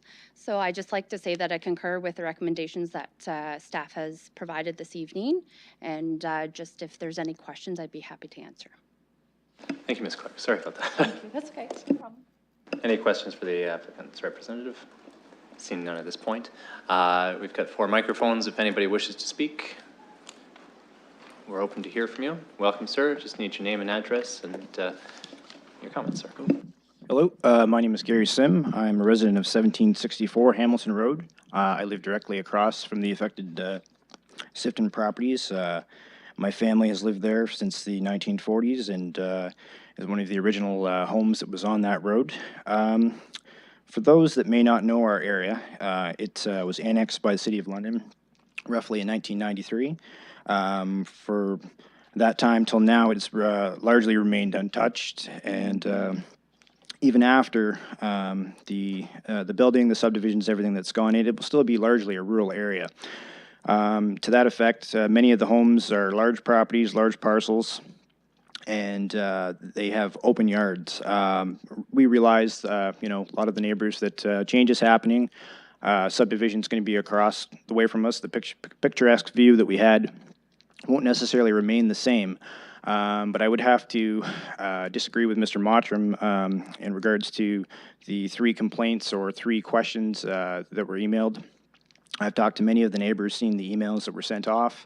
Many of us have concerns about the fact that there would be townhomes going across directly from us. If you were to come over White's Bridge, coming from in town out towards our area, you would see that it's kind of a sleepy kind of country neighborhood, and I'm not saying that the subdivision doesn't fit with the neighborhood, but the townhomes at the roadway are not in keeping with what is there. And certainly the wrought iron fence, as Mr. Mottram had brought up, is something that a lot of us have large concerns over. Our big thing would be, okay, the condo board has agreed to be in an agreement to say, okay, we're going to maintain this wrought iron, but all you have to do is go up to commissioners between Warncliffe and Wellington and look at the wrought iron that's along there. And some of those homes are $1 million homes that they're not maintained. And who is to say, you know, what looks disheveled, is that going to be taken care of 5 years down the line? Will the condo board have enough money to take care of that? And from a privacy standpoint, a lot of us neighbors have kind of said that if you go up the road on Commissioner to, frankly, a lower end neighborhood than what we have where we are, would be a stone wall. They have that running right across the face of their subdivision, if you will.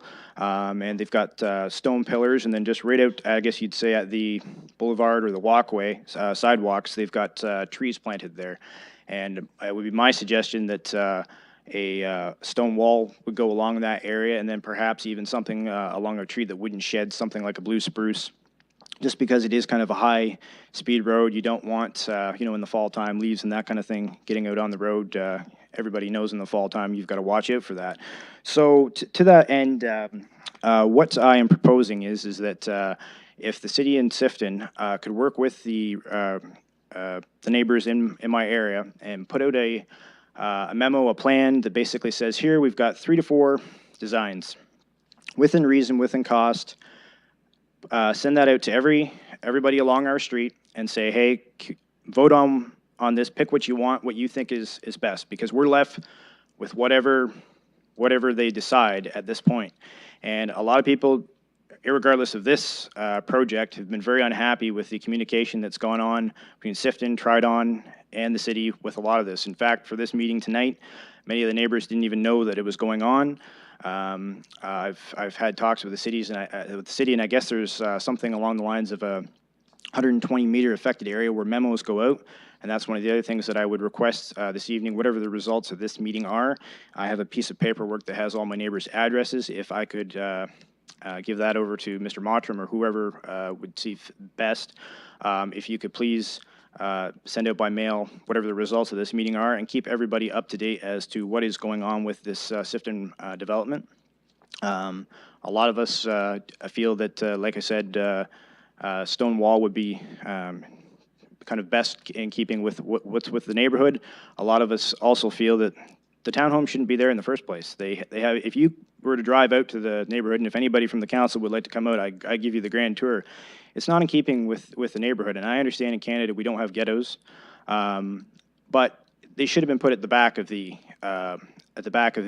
subdivision, and I would say most of my neighbors, and I could safely speak for them, would agree with that. And even if that can't be done at this point, a wall or some trees along the way would be a lot better. And one of my other neighbors raised issues about the wrought iron fencing with causing drifts and things like that he knows about further down when one of the other homes were built in the 1960s. If you haven't been there on our street for 30 years, you're new. A lot of us neighbors have kind of grown up in the country and kind of been used to what's going on in that street, and it's a big change for a lot of us to accept. But the big thing is communication and getting what our opinion is out to members of the city and to Sifton. And we were kind of told that the wrought iron was going to be the plan, and we're not happy about it. And all I ask is that you keep everybody. It doesn't matter what end of the street you are, and if I can give that piece of paper that's got everyone's address, even if they're outside that 120-meter zone or whatever the cutoff is, that they get that, and that we have an input and a vote as to what that will be within reason. You can't ask for the moon. I'm going to cut you off here because we're well past the 5 minutes now. Okay, I've just got one quick thing to say, if I may. The other thing is the road that's tied into Oriole Drive there, they put that in 2017. They did not notify any of the neighbors along that way. They cut a blind hill down, and it's had a negative effect and will permanently have a negative effect on our property. I won't get into why, but we'll be having discussions with the city, all of our neighbors further on about that and other impacts. But that's one of the things that, again, nobody knew about. It just happened. People came in, saw cut our driveways, and now permanently we'll have a negative effect. And if you need evidence to that fact, I can give you 3 neighbors, and, addresses and numbers that would go along with that. But that's for down the road. Yeah, but and that one's not related no, to I hear what file. you're saying, but like I say, that I'm basically echoing the general sentiment of the neighborhood, and it just doesn't tie in with what is in the neighborhood. Okay, and if they're going to be there, that's fine. I'm going to cut you off here. here. That's fine. Thank you very much. Thank you. I'll look for further speakers. Welcome. Hi, I'm Clara Sim, and I own the property right in the middle across from this. And you were saying wrought iron gate. Well, just imagine, I don't think there's anybody in here that would be sitting out on their front yard. Like, I have a beautiful porch. Other people around the area do too. And I'm going to be staring at least 15 townhomes. And they're going to be staring at me. I don't see why you can't put a stone wall there like they've done at Summerside and a lot of other places, other than you don't want to pay the cost. So I'm just saying, think of that. When you sit on your front porch, if you have one, are you going to be looking at 15 townhouses? And they're going to be looking at you. It would be nice to have a stone wall for privacy there. And that's it. Thank you. Any further comments? Ask a second time. And one third time.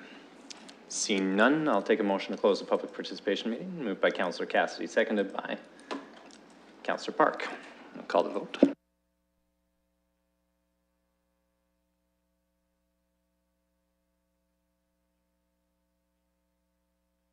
Closing the vote, the motion carries 5-0.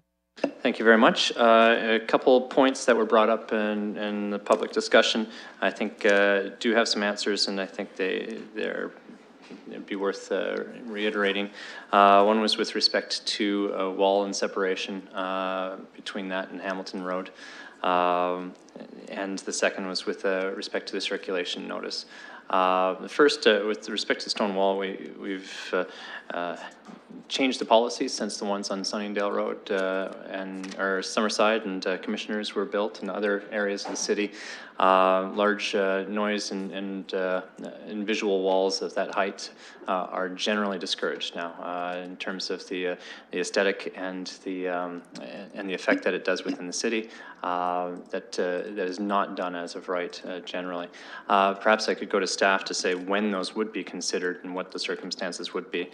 Second, with respect to circulation and notice, the provisions for how far notice and distribution and consultation is done is laid out in provincial legislation.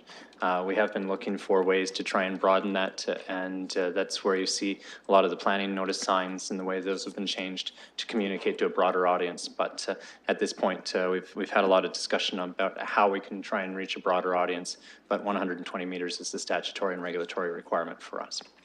Mr. Gilman. Through the chair, so the noise walls are, as you mentioned, generally not something that we pursue in the city. In particular, concerns about the pedestrian environment along Hamilton Road for people walking along there and making sure it's a welcoming and positive environment for them. Definitely would not have noise walls for a front yard situation.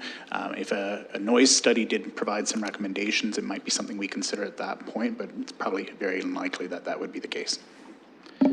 Thank you. I just wanted to point that out. It was a matter of policy, not necessarily the position of the applicant in this circumstance. Any questions, comments from the community or from the committee? Councillor Hopkins, thank you. Yes, thank you, Mr. Chair, and I want to thank the public for their comments as well. I know change is always difficult for communities to see happen. One of the comments was around the screening, and I wonder if I can ask, I know trees, there's probably not enough room to put trees in that area, but what about boulevard treating? Is there boulevard trees? Is that called for? Could that be part of this application? And if it is, just curious about the costs of that as well and how that all works. Mr. Mott. Yes, that was suggested in the presentation that we could consider looking into that. I don't, it's part of another program of the city, but as we go forward and we implement conditions of draft plan approval, that would be something that we could incorporate there, I think, as part of the application. Yeah. If I may, I would like to encourage that to move forward through that process to look at tree planting on the boulevard. I don't know if I have to bring a motion for that, or is that going through the process? Yeah, sorry, go ahead. Through the chair, that's some matters that could be conveyed to the approval authority as part of this application to be considered. Well, I would like to bring that forward to the committee. So we bring the motion forward, we'll incorporate the comments from the committee in there as well. Councillor Zafin. Thank you, Mr. Chair. As the councillor for this area, I very much appreciate Sims being here tonight. They've been doing a great job representing a lot of the members of the community. Certainly one of the, I think, frustrations, two parts. One, the old Victoria area plan, which we're working in here, was approved some number of years ago, and the development has not taken place until now. And now the development is sort of coming at both ends to what was really, as the neighbors discussed, a really picturesque, beautiful place to live.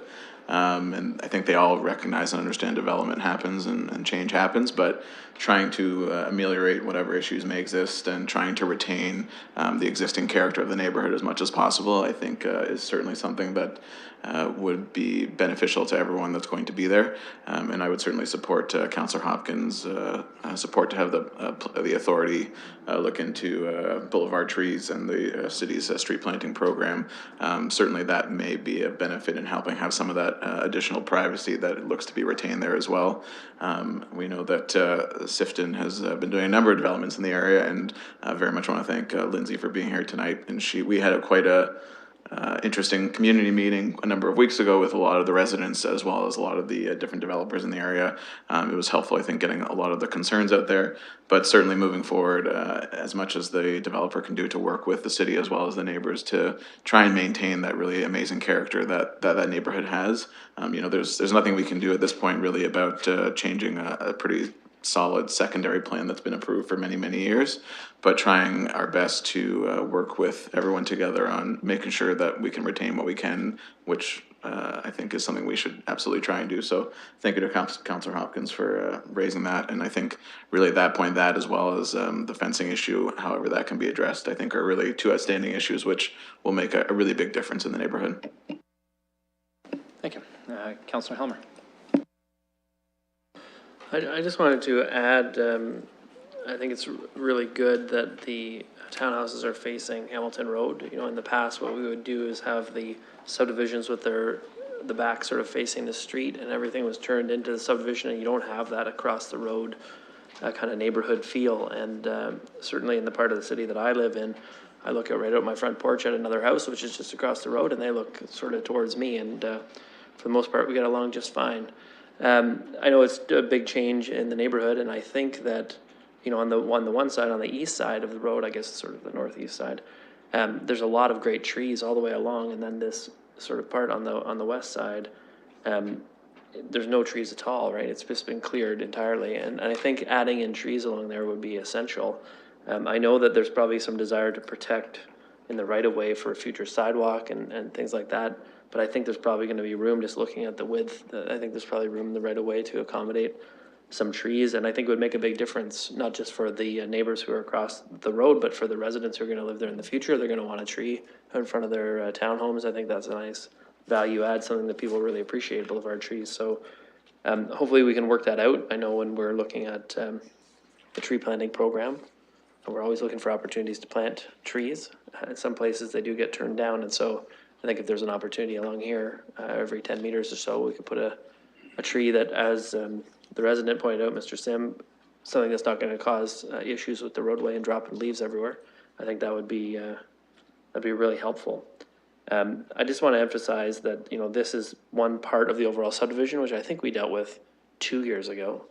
And certainly I think in areas where the properties are further spaced out, I think that's where we run into issues with the statutory notice area.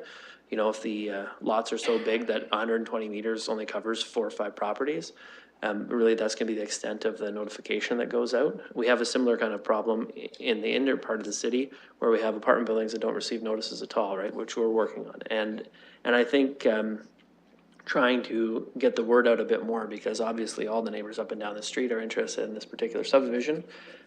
Thinking through how we can do that in an effective way will be important, not just for this one, but for future applications. But in terms of the actual applications before us, I think it's a good design. I think it's smart to have the townhouses facing forward and having the window street there, so you're looking across the road at other houses. And I don't think there's anything to fear from people living in townhouses. You know, everyone needs different places to live, different kinds of developments need to happen in the city, and I think you'll have good neighbors coming in the future. Thank you, Councillor Helmer. Any further comments? then we have a staff recommendation with Councillor Hopkins added recommendation. Is there anything further that wish to be added? Mr. Kosovas? Through the chair, so in addition to the trees and the fencing, maybe you can obtain the circulation list from the speaker, and we can add that as well. Absolutely. Thank you. And we do have that? Yeah, we have received that. Thank you. We'll make sure that gets forwarded to you. I will look for a mover and a seconder if we don't have one yet. Yeah. Councillor Zafin. Thank you, Mr. Chair. I just wanted to just make sure that the residents that are here, so Mr. Kosovas has mentioned that we would take the circulation list and be able to send that out to everyone that's on that list. So it will be clear that for the rest of going forward, the residents, not just in the 120 meters, but those on that list will also be contacted for any future matters on this subject site. Thank you. We are just getting the motion up. So I was looking for a mover and a seconder. Moved by Councillor Park, seconded by Councillor Hopkins. And Councillor Hopkins. Yes, Mr. Chair, I'd just like to read the motion, the main motion. Is that in front of us right now? So added after A. I know the boulevard trees, the request for further circulation. I'm not sure about the stone wall, though. Am I reading this? If you refresh it and take a look, just hit current item. Thank you. It's not coming.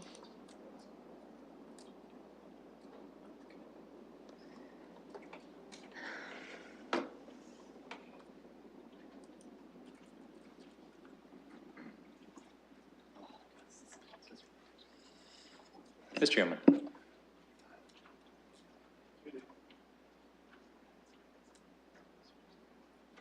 Anna, your mic.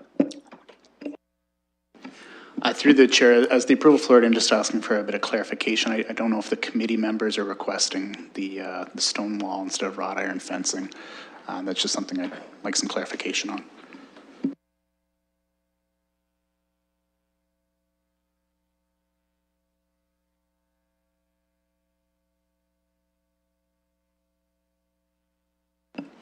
Please stand by while we clarify the issues here.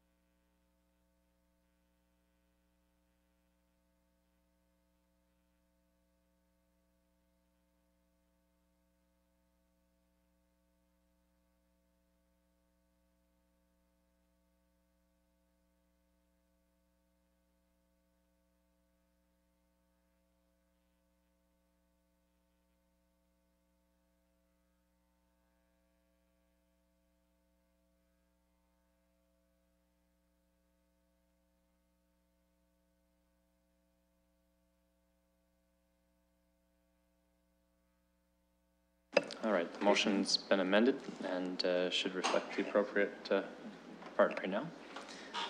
It's been moved by Councillor Park, seconded by Councillor Hopkins. Any further discussion?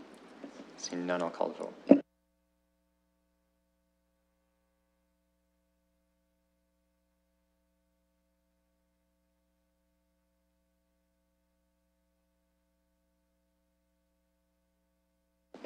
Closing the vote, the motion carries 5-0.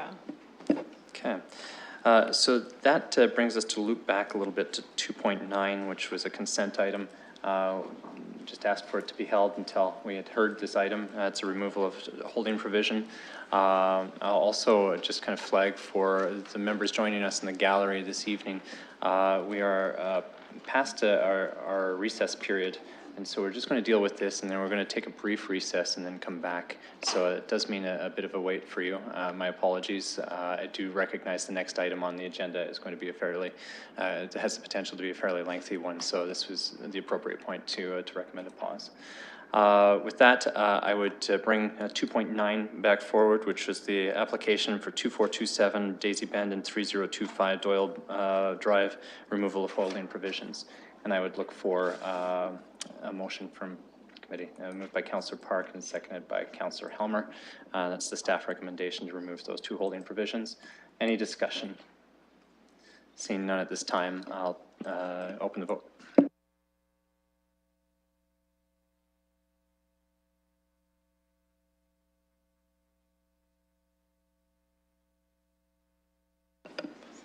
Closing the vote, the motion carries 5-0. Thank you. And I would look to the committee for a motion to recess for 20 minutes to come back at 7:05. Moved by Councillor Park, seconded by Councillor Hopkins. All in favor? Okay. And we are recessed. We'll be back at 7:05.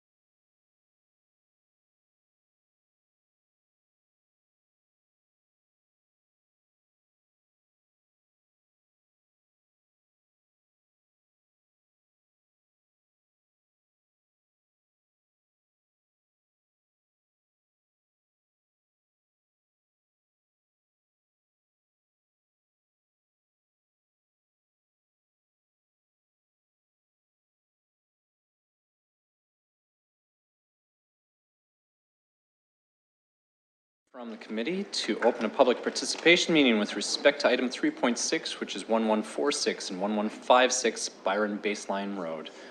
Moved by Councillor Cassidy, seconded by Councillor Hopkins, and we'll get the vote up in a second.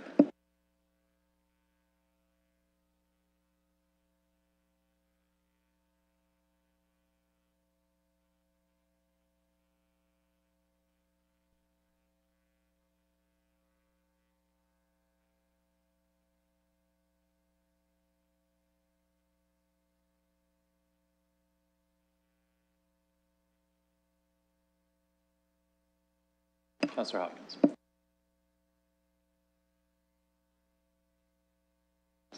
Identification.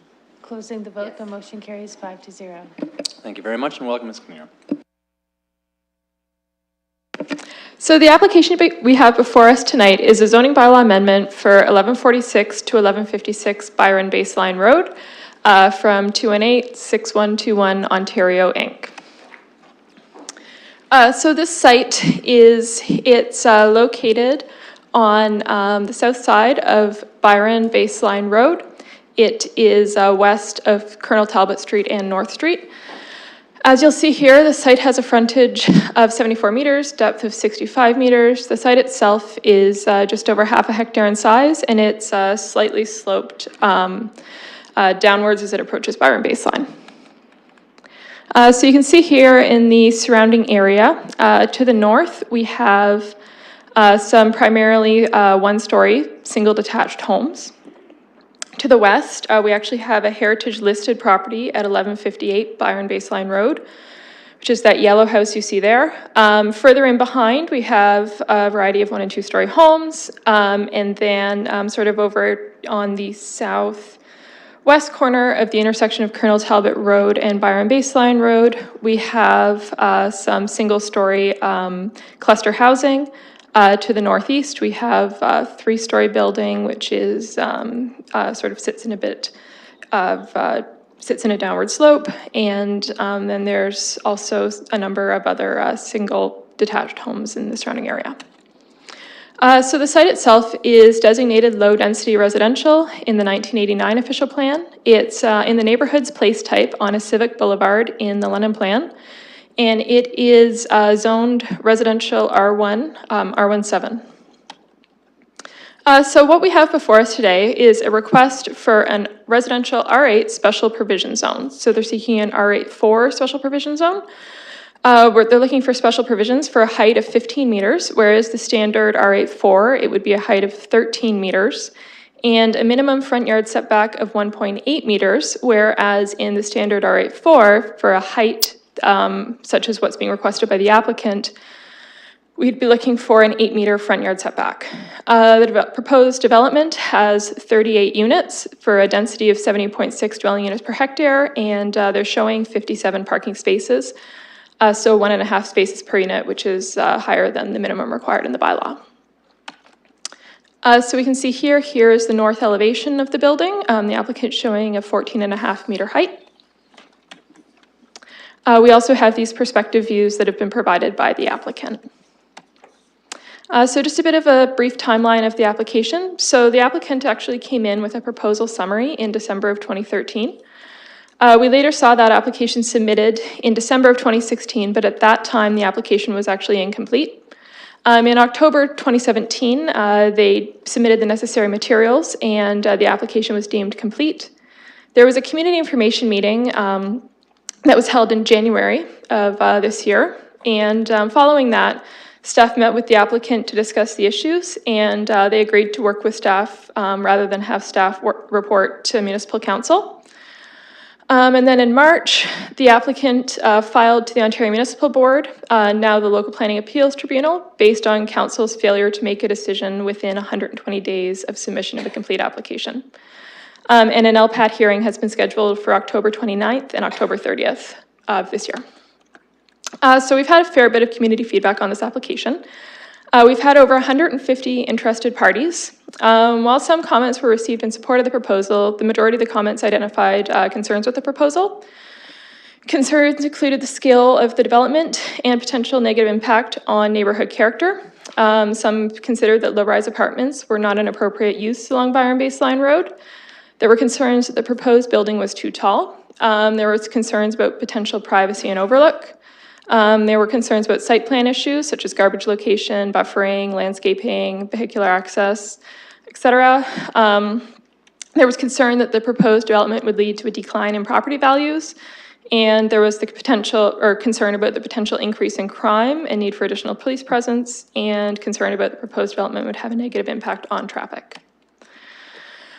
So the issues and considerations we looked at, one of which was use. So it was considered that a low-rise apartment, staff found this to be, I found this to be an appropriate use. It contributes to the range and mix of residential uses in an area that can accommodate intensification. The provincial policy statement speaks to this range and mix of residential uses, as do our official plan, or the 1989 official plan and the London plan.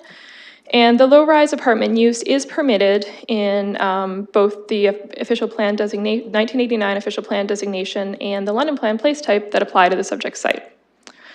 Another issue and consideration we looked at was traffic. There was a lot of concern from the community about traffic.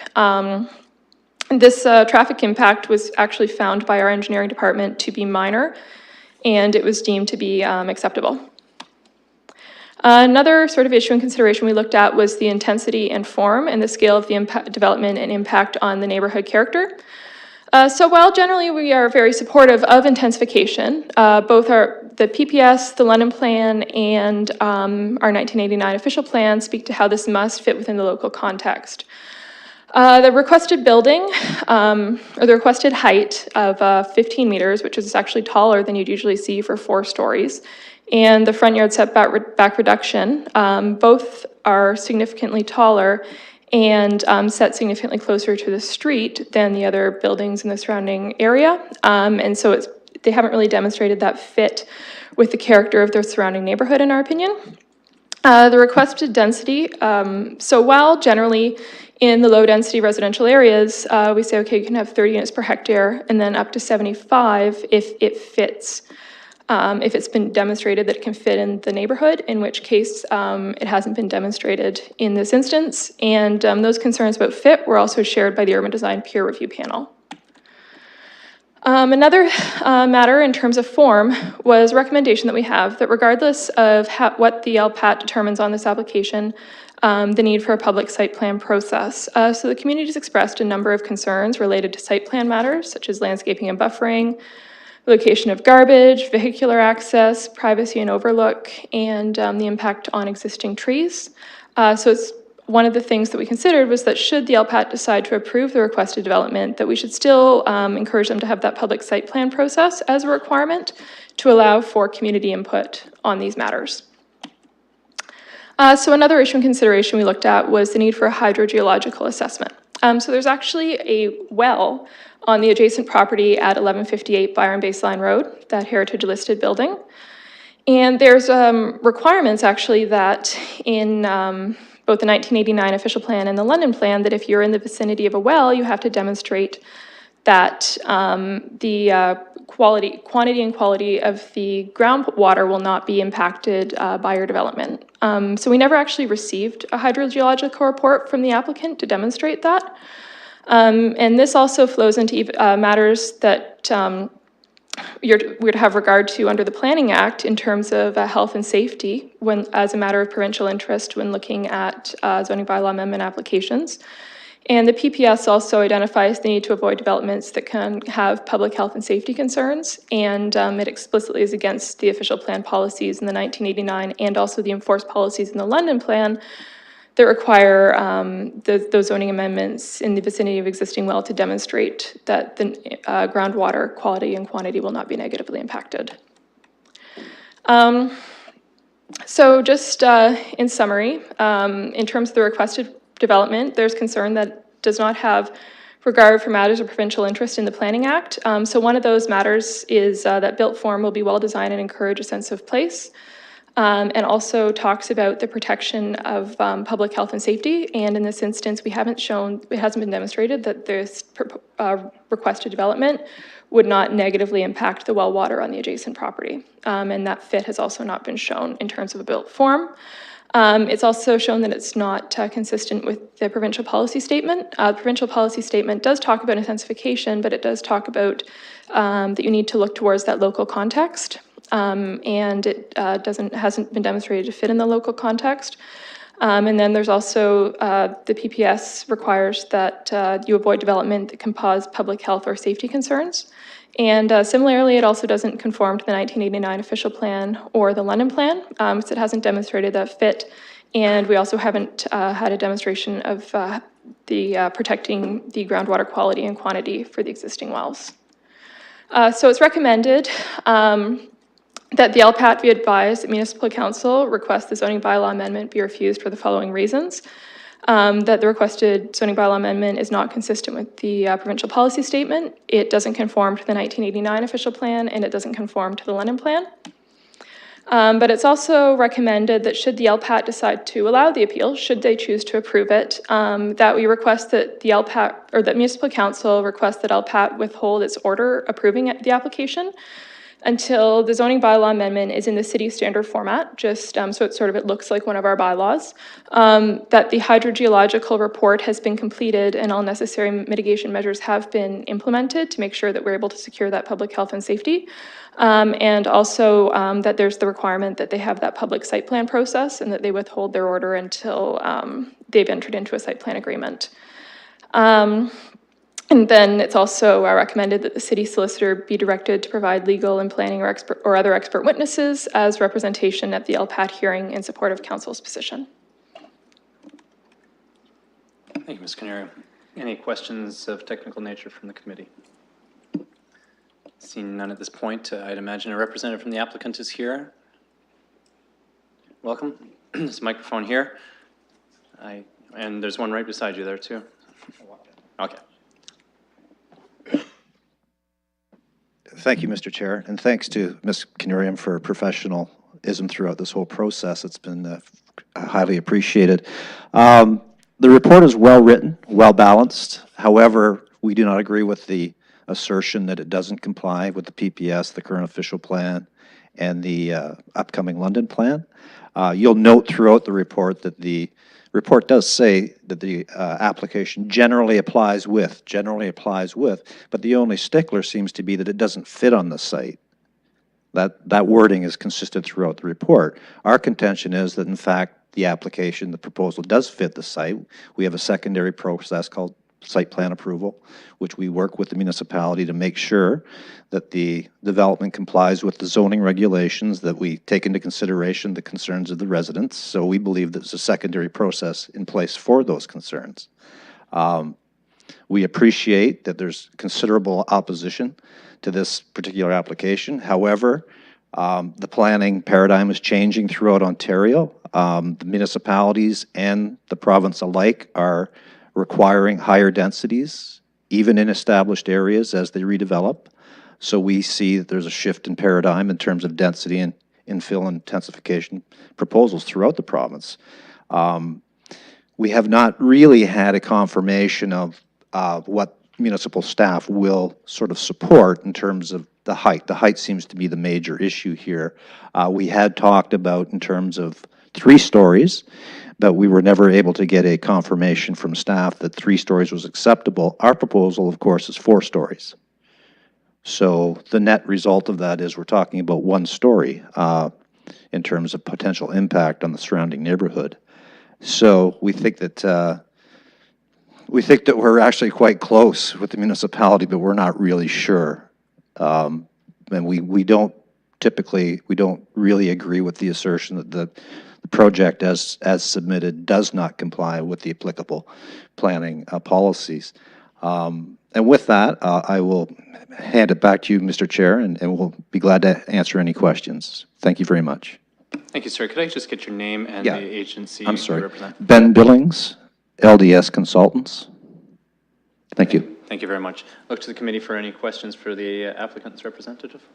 I just have a quick one, if I might. Ms. Canarium had discussed that you were working with staff and then had agreed to move forward past the application deadline or the consideration deadline prior to it being brought forward to us, and that as an applicant, you guys had requested that it did not come forward to us at that time, and now an appeal has been made.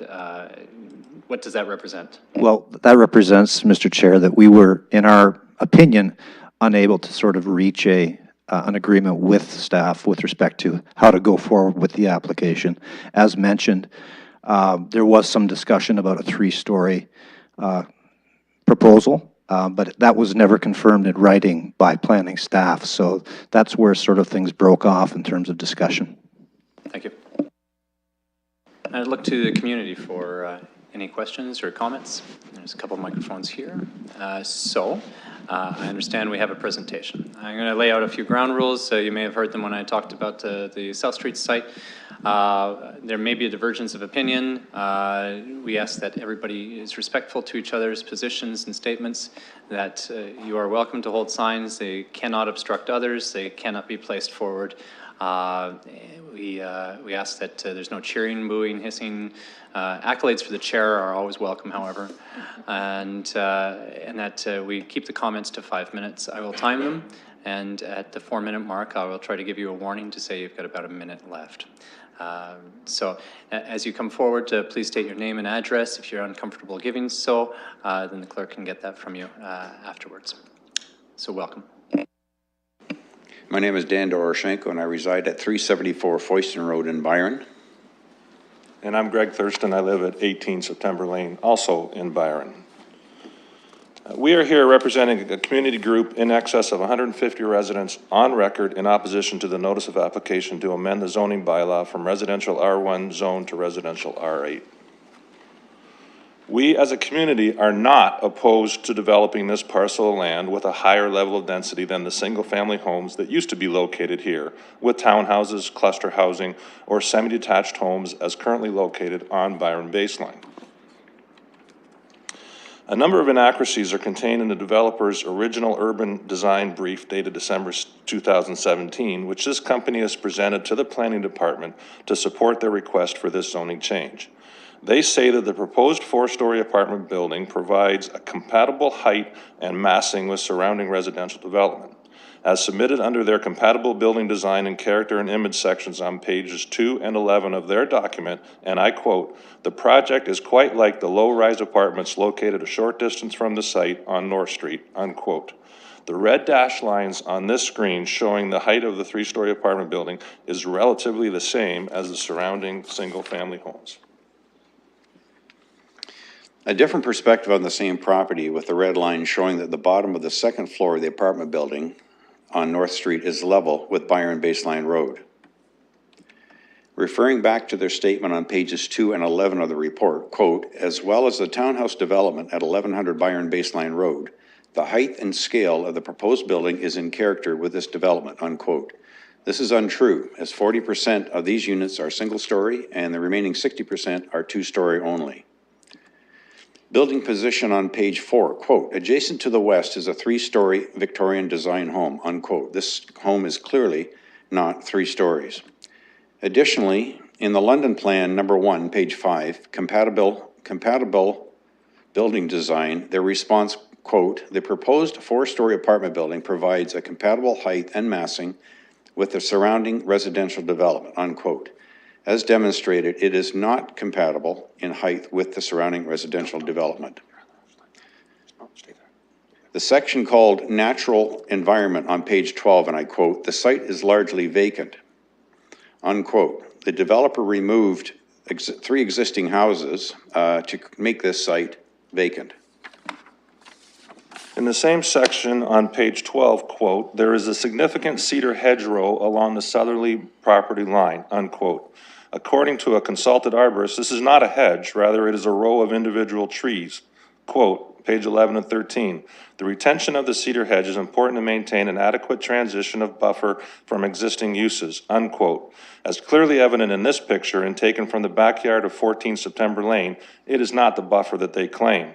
Through these trees, you can see the properties on the north side of Byron Baseline.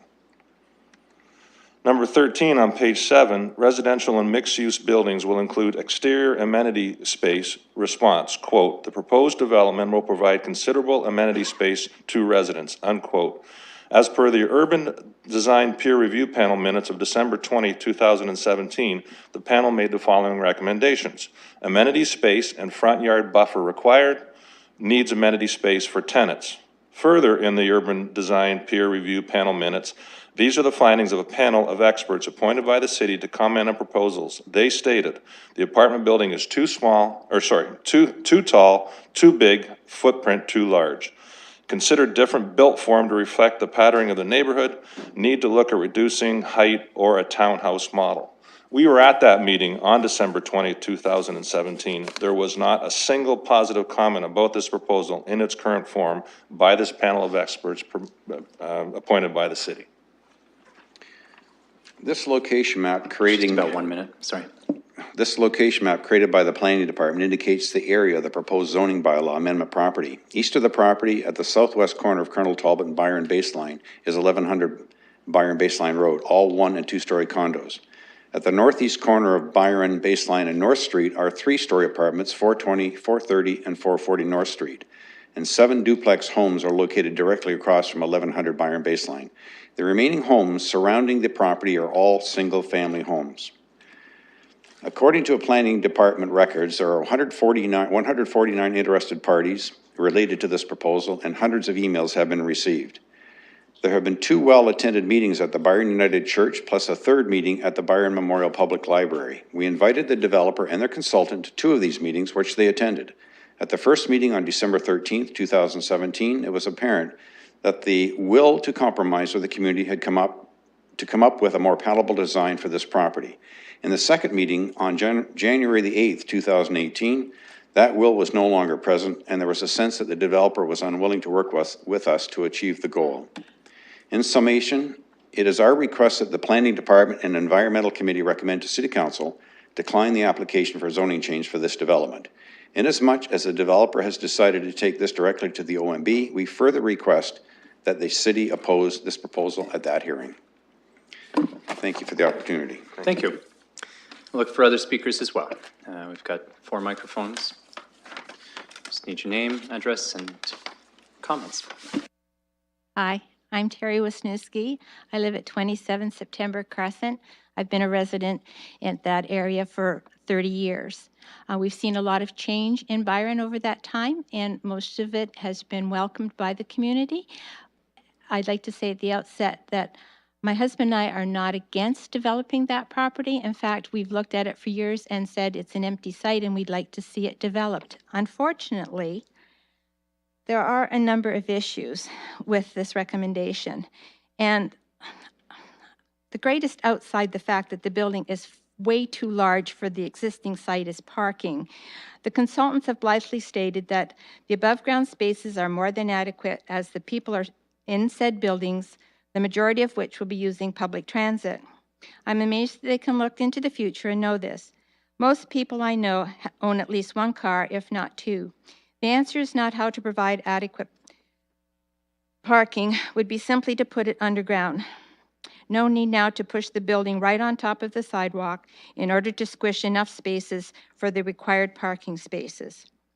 Underground parking will also eliminate a lot of the noise issues and allow for green spaces to be created around the building to provide everyone with much needed buffer zone and privacy. The winter snow adds another issue. In order to clear the lot of snow, it would be pushed right to the backyards of the neighbors. And what happens when the runoff from the large banks of snow?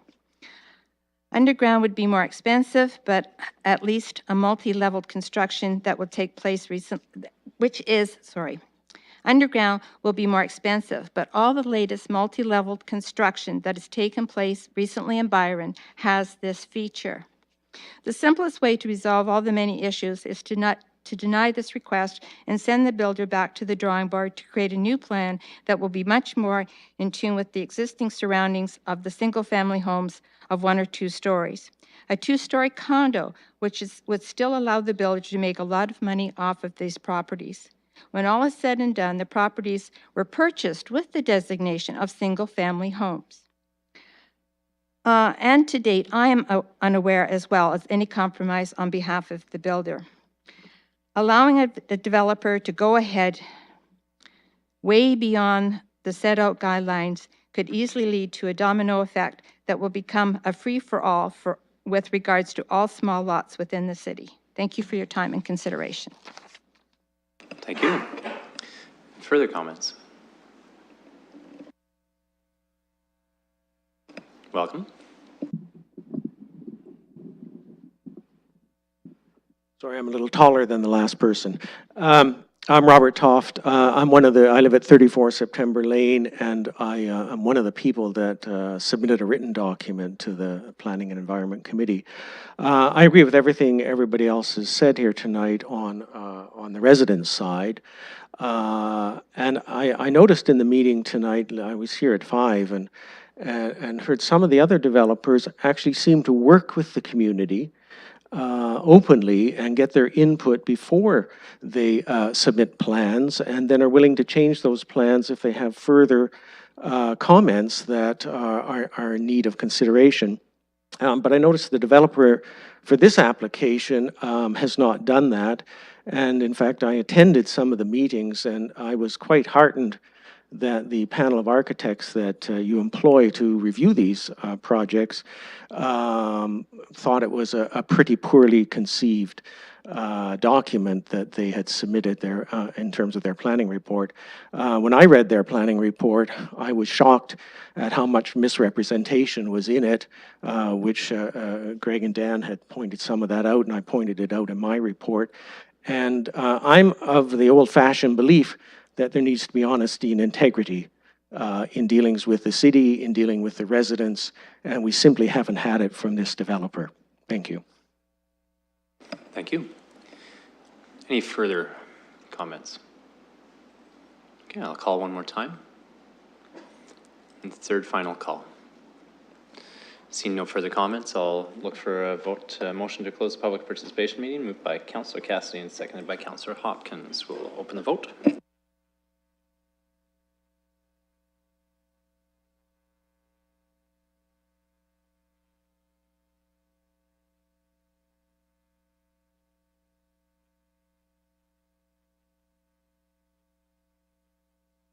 Closing the vote, the motion carries 5-0. Thank you. I'll look to the committee for comments. Councillor Park, Councillor Helmer, Councillor Hopkins. Thank you, Mr. Chair. It seems a shame that what seemingly looked like a very collaborative situation kind of devolved into what we have here today. I think a lot of input was given and a lot of research was certainly done about the surrounding area, and I think that that's a testament to how engaged this neighborhood association is. I'm in agreement with the staff recommendation on this, and I think that there's the huge concerns about the hydrogeological surveys that were not completed and the negative consequences that could happen to groundwater in the area going forward. I'm glad to hear from the community also that they're not adverse to regeneration of this site. It just, this one in particular just doesn't quite check all the boxes. Not quite, it doesn't. It's concerning when you see 100% lot coverage with very minimal green space with the development in the context of this one. So yeah, I will be supporting the staff recommendation, and I look forward to seeing more work done on this, recognizing that the proponents certainly want to do investment on their property, but more in line with what's in the surrounding area would be more appropriate. Thank you. Councillor Helmer. My colleagues on planning committee will recall that I've only opposed very specific applications for intensification. There was one that was 4 units, and 3 was fine, but 4 was too much. There are a couple other ones, the one around Woodfield that I thought was too tall.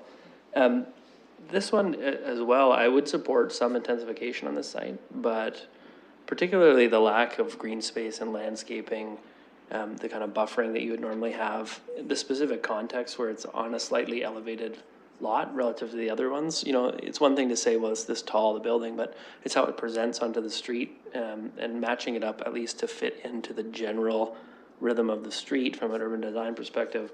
That's important in actually making it work in the neighborhood. And, you know, I think anything here that is going to be not a single family home is going to be a bit different than what is there now, but the idea that it would block views of the heritage property on the corner, there's a number of things there that I think could be resolved by just adjusting the development proposal so it's slightly less intense, and then it works just fine versus, you know, too big and just too imposing. And unfortunately, it's off to the LPAT. I think it could have been resolved probably working with the community and with planning staff, but that option is taken off the table at this point by the developer. So I will support the advice to the LPAT that we think it should be refused, and that if it is approved, we'd like to have a public site plan meeting. Some of these issues are site plan related issues, where the building's gonna be located and so forth, but the idea that almost the whole lot will be filled up with parking that's not building, I mean, I hope we moved on from building things like that,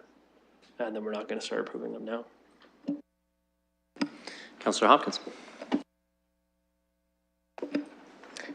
Thank you to my colleagues for your comments thus far.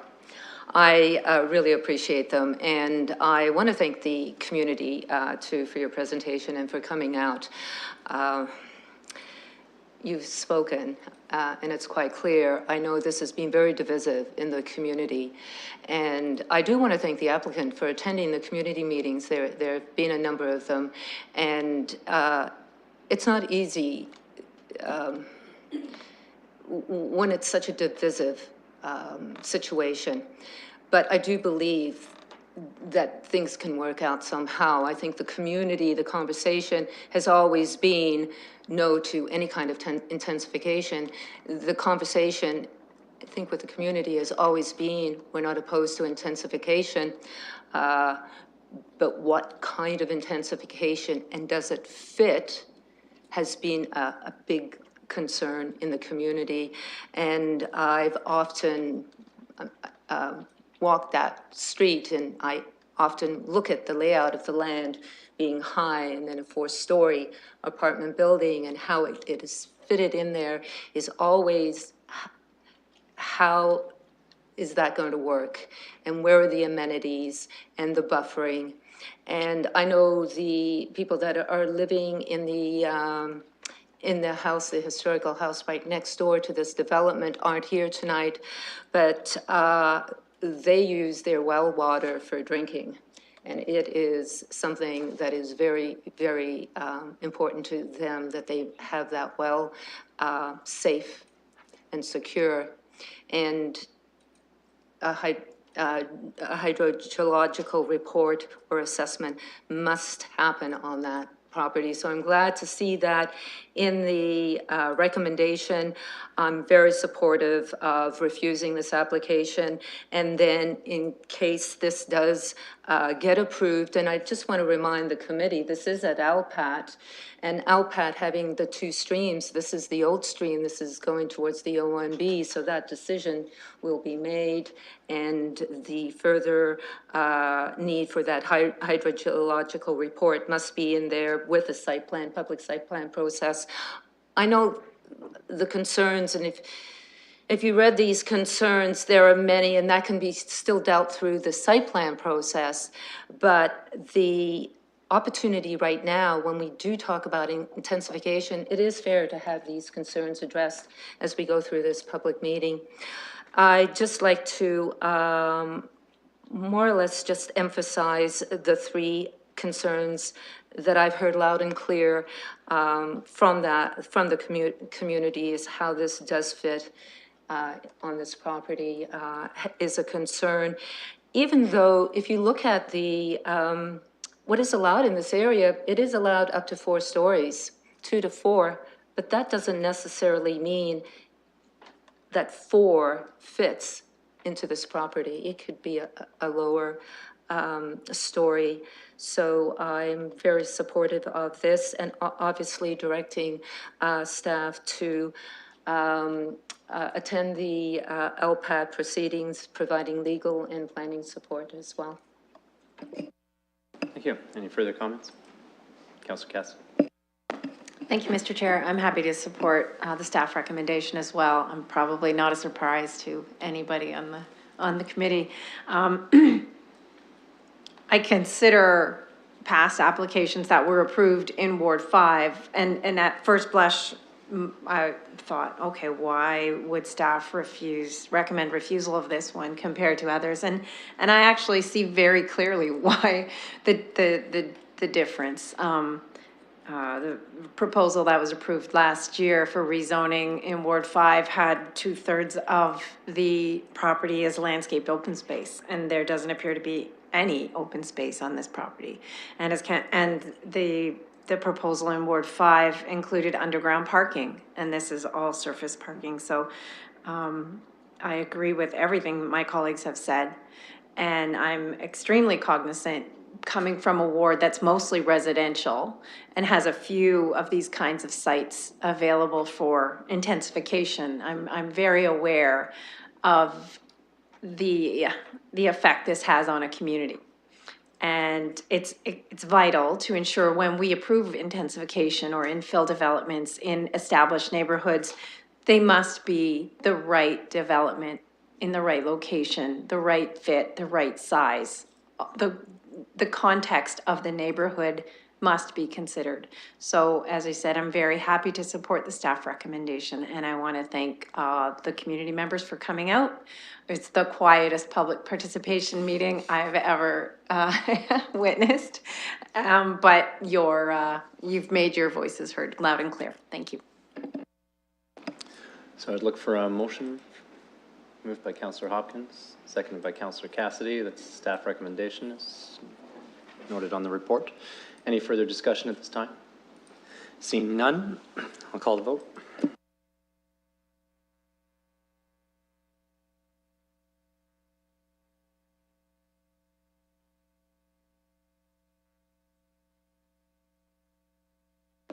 Closing the vote, the motion carries 5-0. Thank you very much. So that moves us forward. That moves us forward to items for direction, 4.1 and 4.2. Can we consider those together? Both of those are requests for some staff presentations materials. Councillor Park. Happy to move both. Seconded by Councillor Cassidy. Comments, Councillor Helmer. Yeah, I just wanted to say briefly on 4.2, I did appreciate Mr. Levin going painstakingly through the 2009 master plan and annotating it with, what's happened here and what's happened there. I actually found that to be very helpful. It took me a while to find out how to find the sticky notes on the associated pages, but once I figured it out, it was very easy. And I know EPAC does a lot of good work on that one in particular since that's underway. I found that was helpful. Thanks for noting that. Any further comments? Seeing none, I'll moved and seconded. We'll call the vote.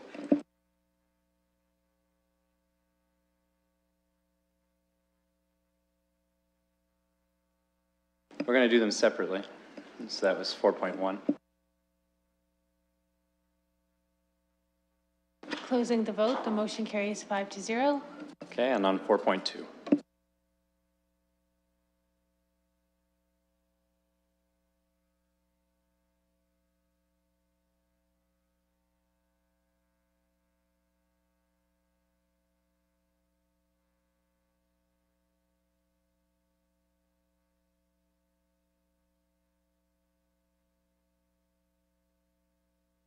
Closing the vote, the motion carries 5-0. Number 5, any deferred or additional matters? Seeing none, that moves us to number 6, confidential. Item number 6.1, solicitor-client privilege, litigation, and potential litigation, which is with respect to a matter pertaining to advice that is subject to solicitor-client privilege, including communications necessary for that purpose. The subject matter pertains to litigation or potential litigation with respect to an appeal at the local planning appeal tribunal and for the purpose of providing instructions and directions to officers and employees of the corporation. Can I get a motion to go into camera? Moved by Councillor Park, seconded by Councillor Cassidy. All in favor? Do we need to put that on the... Okay. All right, and we will rise and go to committee room 3. At that point, we'll adjourn from the committee room at that point. So, thank you very much.